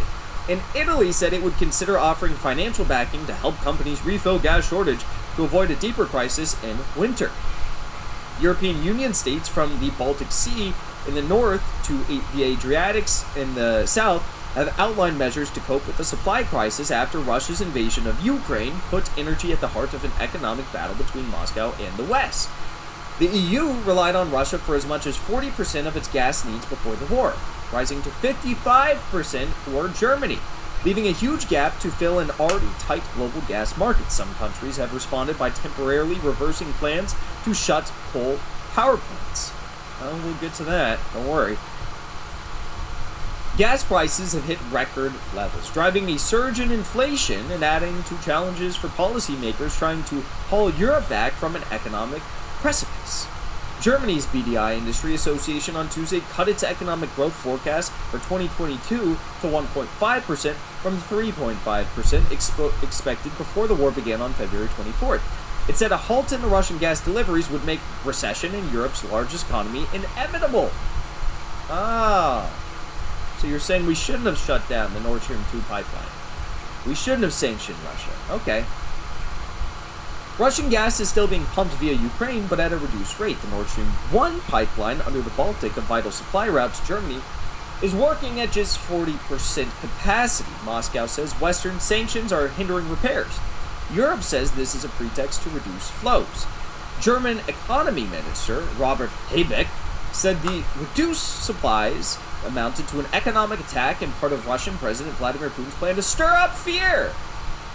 Oh, so it's not the fact that you literally sanctioned the parts that were getting repaired that Russia needed to continue natural gas flow into your fucking country? These people are insane. They're insane. They're doing this to themselves and then blaming Russia. This is a new dimension, Habeck said. This strategy cannot be allowed to succeed. The strategy that you are creating. You are the architect of this strategy, right? It's an ingenious strategy if you are a brain-dead dumbass who doesn't understand that it's Germany doing this to themselves. The slowdown has hampered Europe's effort to refill storage facilities, now at about 55% full to meet an EU-wide target of 80% by October and 90% by November. Why do they want these very high gas reserves and energy reserves? Because they understand, and as we've predicted, Russia is going to either say, Russia is probably going to move away from doing business with them when all the contracts are up for renegotiation. They're probably going to look at China and India and Central Asia, Southern Asia, and say like, hey, you guys want to do trade with us for cheaper in preferred currencies and be better partners than us having to continue to do trade for, gas with Europe? Okay, let's do it. On Tuesday, Italy's government announced initial measures to boost gas storage after energy company Eni reported a shortfall in flows from Russia for more than a week. Ecological Transition Minister Roberto Cingolani said in a statement that the government planned to purchase coal if it needed to use coal-fired power plants to save gas. Oh no, that's the Green Party saying this. They said they were going to do away with all of their gas, right? So look at this. This is the craziest part. The benchmark gas price for Europe was trading around 126 euros per megawatt hour, below this year's peak of 335 euros, but up more than 300%. 300% from a year ago. All right, now the situation is getting worse, even according to the industry leaders. The head of this industry leader, Bundesnetzagentur, questioned whether current gas deliveries would get the country through the winter. Earlier, he said it was too soon to declare an all-out emergency or the third stage of the crisis plan. As it stands today, we have a problem, President Klaus Müller said on the sidelines of an industry event. The CEO of Germany's largest power utility, RWE, Markus Kreber, said Europe had little time to plan. How would we redistribute the gas if we are fully cut off? There is no plan. As a European level, as every country is looking at their emergency plan.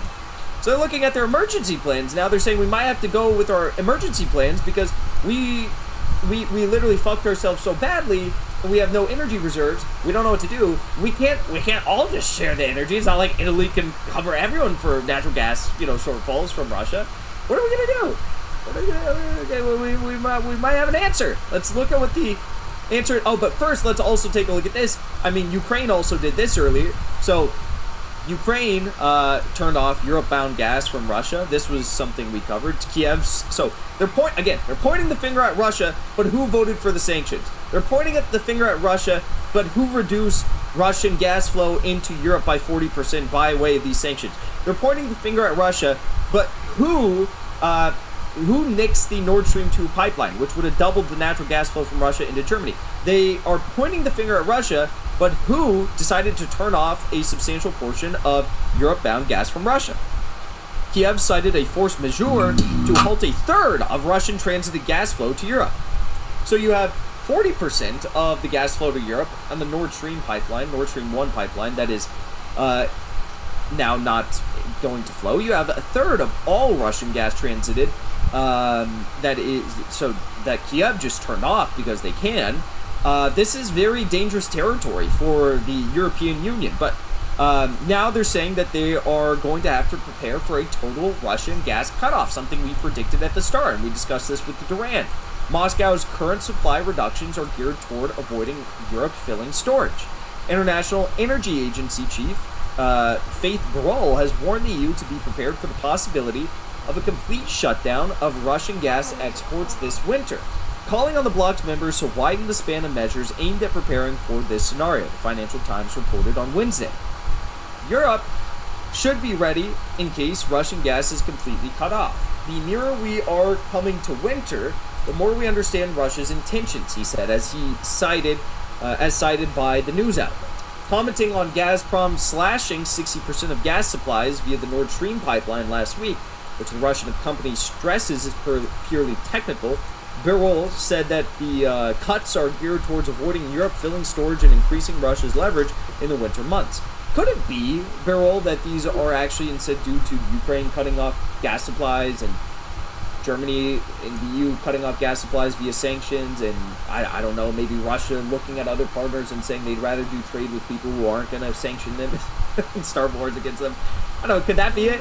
They're going to do trade in preferential currencies. Could that be it? Well, now Germany is so worried, the Green Party is deciding that they're going to have to reactivate coal power plants. So we might have to do this. Oh no, we have to do this. Germany takes better decision to fire up coal power plants as Russia chokes off its vital natural gas supplies. Again, not Russia's fault. It's not Russia's fault. As we must come around to this point one last time. Germany decided to halt the Nord Stream 2 pipeline, which would have doubled the flow of Russian gas. They approved the sanctions, which caused a 60% now decline in the Nord Stream gas flow. And they placed a ban on Russian oil. And Ukraine also cut a third of, gas flow to Europe as well from Russia. But now they're blaming Russia over their gas shortage and the declaration of an emergency and the fact they're having to open up these coal power plants again. It's not Russia's fault. It's your fault. You're just too immature to take the blame for it. Simple as that. All right. So we got more stories on the way. I want to see if we got any super chats here, and then we will continue onward. Thank you to Ninos for the super chat. We need guys like you in office. Run, get in the door somewhere and work up. Government has a nice ring to it. Thank you, Ninos. But sounds a bit more stressful than my current job. James, thank you for the super chat. Florida has a lot of Ukrainian and Russians, and oh, we already read that. Perfect. Okay. Let's continue on then.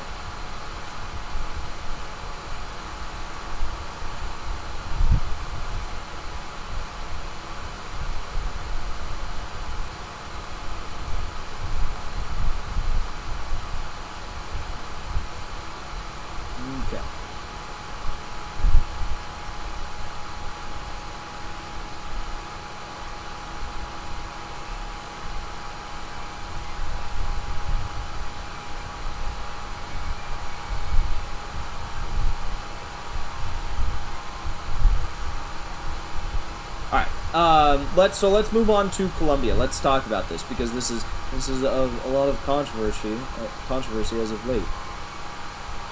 Let me flip my screen here.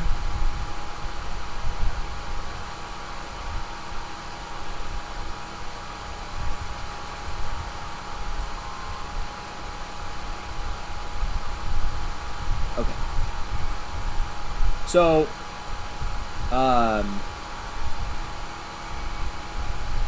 there is a new president in Colombia. It is the first time that a self-described leftist has been elected in Colombia in years, maybe if ever. It's really incredible because Colombia to the United States in Latin America is what Israel is to the United States in that region of the world. So the idea that, say, the U.S. would just kind of let Colombia slide out of their grasp is delusional, laughable, and outright insane if you think that. I would encourage you to have a mental examination if you think that the United States is just going to go down and let Colombia, their number one asset in all of Latin America, just slide out of their grasp. And then they're going to have the New York Times write puff pieces about Gustavo Petro, the new president. I would seriously encourage you to have a mental examination if you think that's the case. Unfortunately, there's a lot of people who, when I point this out, and I point out all the very sus things about this Gustavo Petro, they lash out at me and they say things such as, well, what does he know? You've never been to Colombia? I don't have to go to Colombia. I'm not going to waste my money on a plane ticket to Colombia if I can see the facts on the ground. And I can see that Gustavo Petro is nonstop praising Biden, is nonstop condemning Nicolas Maduro, is nonstop condemning the oil industry, is supporting the idea of legalizing the drug trade to replace the oil industry in Colombia, and is also nonstop criticizing China and Russia and condemning them, nonstop condemning Cuba, for example, and also, and potentially even most importantly, his VP is connected to the Ford Foundation and USAID. You know, it's just, I don't understand why I would have to, go all the way down to Colombia to see these things, but apparently some people think because I haven't been to Colombia, then I am not entitled to an opinion. But let me just tell you that anyone who is trying to convince you that Gustavo Petro is some champion anti-imperialist they are delusional. They are seriously misinformed, and I would add naive and a bit too hopeful. So let's just take a look. I will admit I did say one thing that was incorrect, so I will correct the record on that. But I was discussing this on Jimmy Dore's show, and I got a lot of flack for what I had to say. Well, last thing I'll say before we get into the coverage and the details, and I encourage you to have an open mind when you listen to this, despite how confrontational I've been in my opening remarks. And have an open mind, look at the details, and make the assessment for yourself. I can guarantee you, by the end of this segment, you will understand and you will agree with me that Gustavo Petro and his administration is a fucking joke, and they are a bunch of U.S. assets. Okay? But the last thing I'll say is that was that the last thing? I feel like I had one more thing I wanted to say. Whatever, we'll just go into it. So I was yeah, no, I did have one last thing to say. The last thing I'll say is that give this a few months, give this a few years, few months, whatever. Time will prove me right. I was proven right when I made my initial predictions and assessments about Ukraine. I've been vindicated, though I was very, I was late to the coverage about the OPCW crisis, but I mean, for a lot of people, I guess I was early. I was right about that. We've been right about these things, and whenever we're right about these things, people point the finger and say, no, Jackson, you're wrong, you're a Assad toady, or you are a Putin propagandist, and then eventually we're proven right.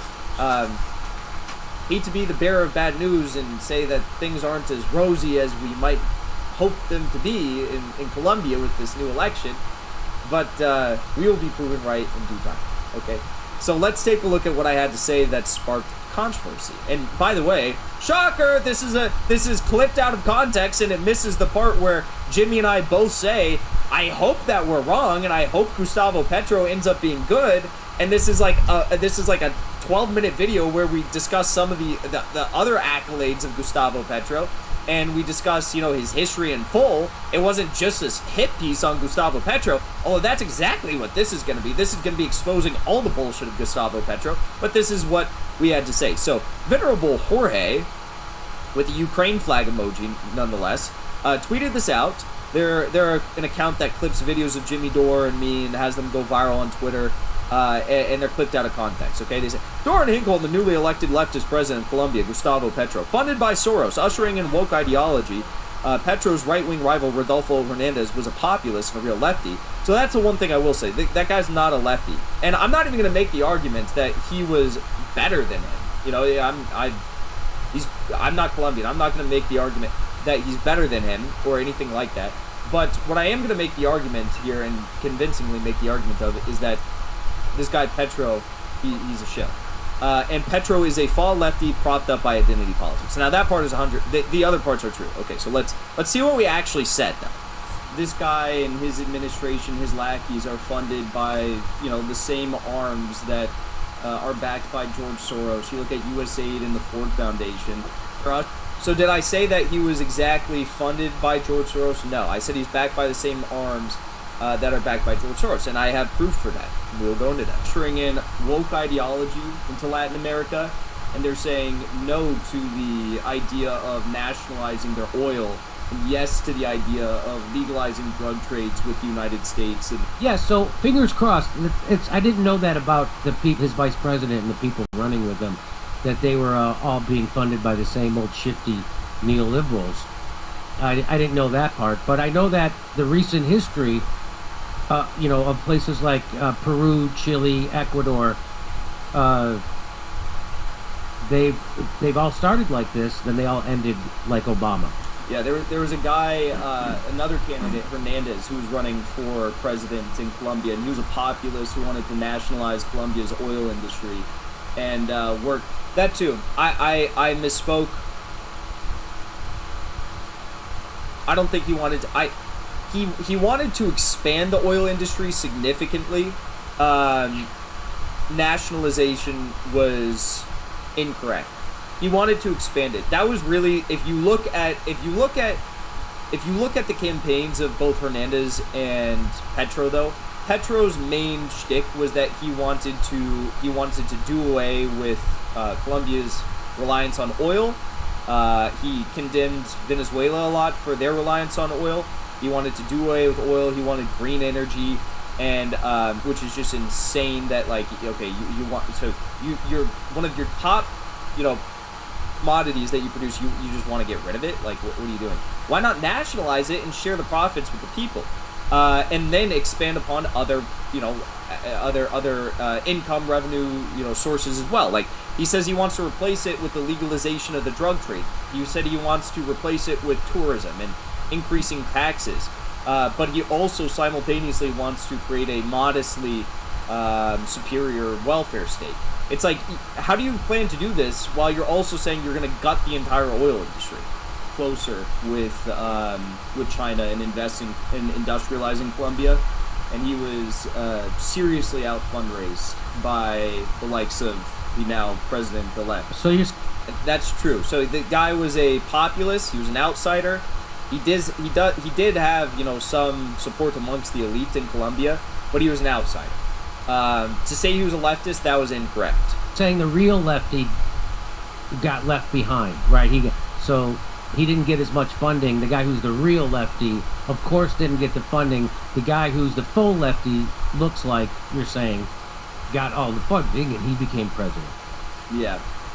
Now, to say that Petro is a lefty, I think that should be called into question as well, and that's what we're going to do here. Clearly, just being woke on social issues that, or you're regurgitating, George Soros talking points is not what being a lefty is. I mean, that's just being that's being a wokeist, if you will. There's nothing fundamentally left about that, and that's what the campaign, I do believe, embodies. So that's where identity politics comes into play in the United States, is that they'll fake you out. They'll give you a Pete Buttigieg who's just Mitch McConnell, but gay. Yeah, and with Soros, what he's been doing is he's creating all these higher level institutions, college campuses across the world, and he brings in this sort of like woke ideology to countries that don't have it, and acclimates their youth towards this progressive social mindset. So when there's a first candidate that starts embodying these sorts of slogans, they'll select them over a populist that might be better economically for the working people of their country. Exactly right. So that's true. I mean, I don't. The only thing I'll take back is the nationalization comment, and I've replaced that with a dramatic expansion of their oil industry compared to Petro, who wants to do away, he wants to gut the oil industry, and the lefty comment. Although, I'm not. Okay, we'll just leave that there. So Emma Vigeland tweeted this out, said, "It's almost like the show's a right-wing pipeline." Well, let's take a look at this, because Emma Vigeland, as she praised Boric, like, everyone praised Boric as, this, like, lefty hero that was going to change the world. He was elected as president of Chile, and it was this huge thing. They redrafted their constitution, and then they elect Boric, and everyone, oh my God, Boric is going to reimagine the left. It's a new wave. It's a new pink tide. No, it's not a new pink tide. I guess you could say, just like the old pink tide, there was a more U.S. Subservient faction that would work with the U.S. more and be their bitch. Boric definitely embodies that, and he's out now condemning Cuba. He's condemning Nicolas Maduro. He's condemning Daniel Ortega in Nicaragua. I am going to go out on a ledge here and say that I believe that this guy, Petro, is going to do the same exact thing. Now, today, we saw that Gustavo Petro went out and said that he wanted to have a call with Nicolas Maduro, and he wanted to potentially open up the border with Venezuela. So we're seeing some things like this, some normalization of relations. But what is really going on here? What's going on here is a tried and true practice of using soft power to try and circumvent your enemies. What's going to happen with Gustavo Petro in Venezuela is you're going to have the indication, the act as though Gustavo Petro cares about, trying to normalize relations, but we can't. We can't, because Nicolas Maduro is an evil guy, and he's reliant, he's a corrupt oligarch. He's reliant on the oil state, the petro state, and he's got these human rights abuses. I guarantee you that's what's going to happen, right? There's going to be some BS show where they're like, oh, we're making serious policy work and serious road, path down the road of saying we're going to work with Venezuela, and then Robert's going to meet the road, and Petro's going to come out and start saying things just like that. Soft power to try and destabilize Venezuela. I guarantee it. Okay, but we don't even have to go that far, because we can look to all of this. Here's the proof is in the pudding, you guys. When Maduro, Morales, and Ortega were elected and re-elected presidents of their respective countries, Venezuela, Bolivia, and Nicaragua, true anti-imperialists, the New York Times claimed the elections were fraudulent and the results of these elections were illegitimate. When Petro and Boric were elected president, the New York Times celebrated their victories as leftist success stories. Okay, but let's get into some of the details now, okay? Red Chilean posted this. Red Chilean, great commentator on all things Latin American politics, said, I hate to constantly be the party pooper, but Petro's vice president is a former U.S. aid worker. What? Jackson was right? Means she's either CIA or CIA connected. At least in Colombia, it's a step forward, though, because it's the first left-wing government the country has had in 100 years. Left-wing in woke ideology only, I'll add. Okay? So let's look at this. So Francia Marquez, the candidate, vice presidential candidate, and now vice president, on the change ticket led by Gustavo Petro, here she is participating in a U.S. aid campaign, which is a cover for the CIA. So here she is. Bueno, la situación de los líderes y lideresas que nos están matando, nos están amenazando. And they're celebrating that she is the first black Afro-Colombian vice president. They're saying, oh my God, this is a huge victory. Everyone needs to love her. Yet here she is doing a USA program. Like doing their puff pieces. USA. Legitimate CIA cutout. USA. Okay? So this is the first thing I'd like to point your attention to. USA doesn't just select anyone to work for their projects and be their PR people in their nations across the world as they try to destabilize democratically elected governments or popular social movements that might end up electing populists who expand industries such as the oil industry. By the way, the oil industry thing that I brought up earlier about the nationalization versus expansion of the oil industry, extraction itself poses a major threat to Western powers. Why do you think Western powers are so worried over the fact that Russia's oil business is booming? That China is buying all of this oil from Russia? That India is buying all of this oil from Russia? Why do you think they're so worried about it? They used to make jokes about this. Oh, Russia's just as a country acting as a gas station acting as a country. Okay, well now they're proving to be quite powerful, this little gas station.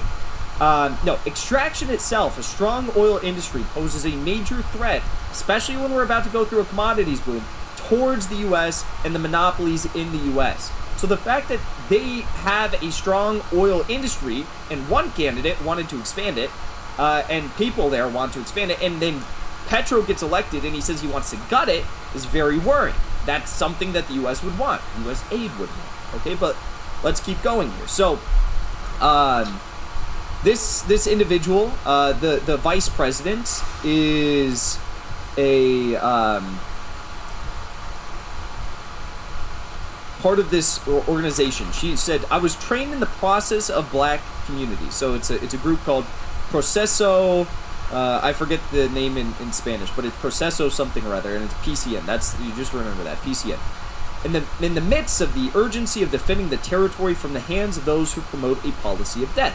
Now, what is a policy of death, according to Vice President Francia Marquez, who's trained by the PCN and works for USAID? Well, the policy of death is when you have companies in Colombia who are doing extraction, who are extracting natural resources from the earth. Now, In countries like Venezuela, true anti-imperialists, true socialists, they celebrate this. They say, well, yeah, of course we're going to extract oil and we're going to share the profits with the people by reinvesting. You know, as the U.S. is trying to cut us off from our food and do, they're going to block us off from our medical supplies and our food supplies, we are going to provide free food to the working families of Venezuela with the oil revenues we have, okay? Simple as that. Here we see Gustavo Petro going along with what the U.S. wants and saying no more extraction. Instead, we're going to legalize the drug trade and we're going to make money off of this. Very worrying, to say the least.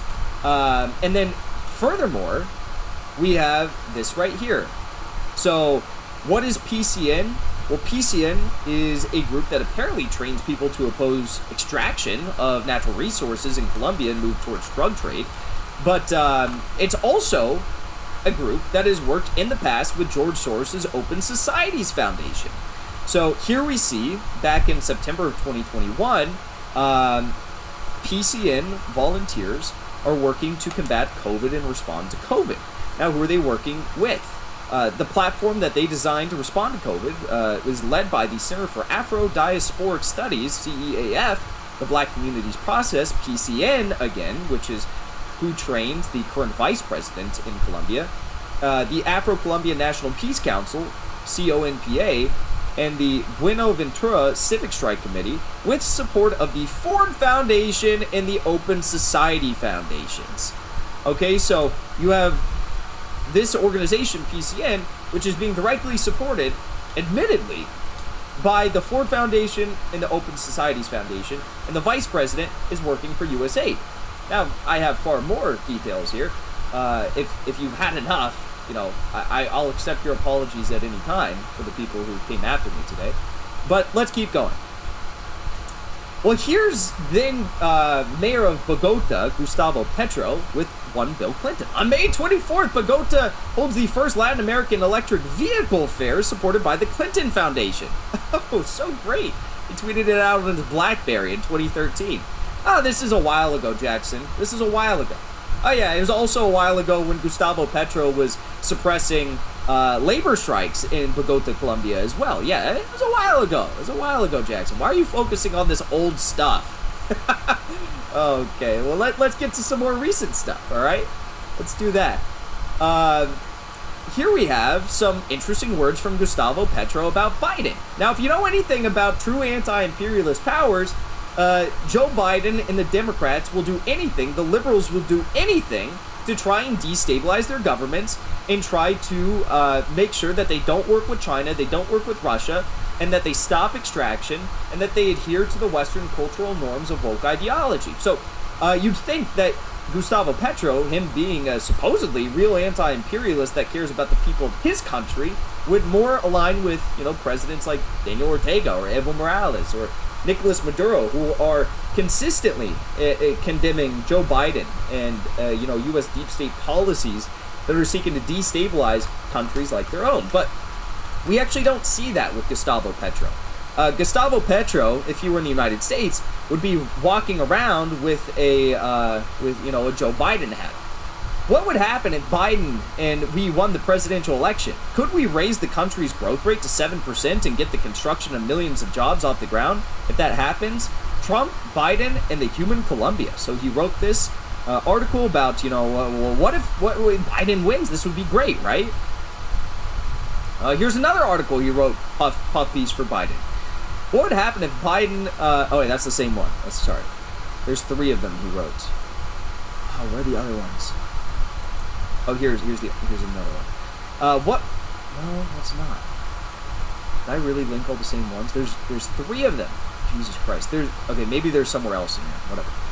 So here's Gustavo Petro towing a vote blue no matter who line. He says, Chomsky says not voting for Biden is equivalent to voting for Trump.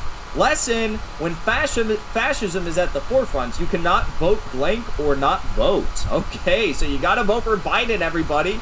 You gotta vote for Biden, the guy who doesn't even recognize Nicolas Maduro as president of Venezuela and instead recognizes Juan Guaido as president. I mean, come on. You got people telling me that this guy's like a true, like, real anti-imperialist. He's a true fighter against, you know, the deep state and stuff, but he's out here saying vote blue no matter who, vote for Biden. If you can't not vote. You got to vote for Biden, or else you're a fascist. He's doing the vote blue no matter who thing. I mean, come on. Here's more. Oh yeah, here's the other article.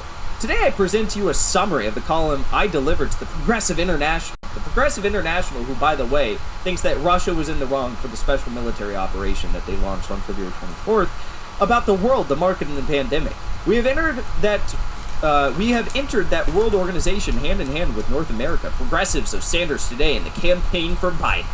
All right, guys, we've been running for about 4 hours now. It's 11:50 something, going on 12. I'm gonna call it for tonight. Tomorrow we'll be up early, but we've got some stuff to do tomorrow. We'll see what Thursday is looking like.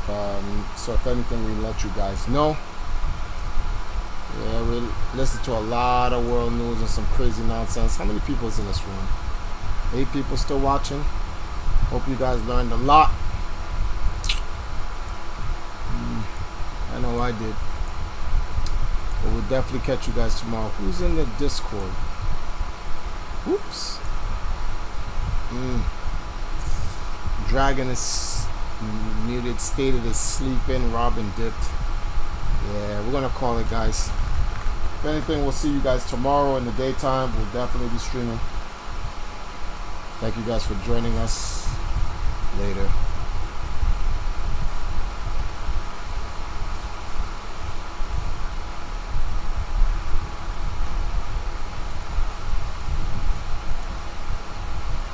Joe Biden in Colombians. Are you saying that you're the Biden equivalent in Colombia?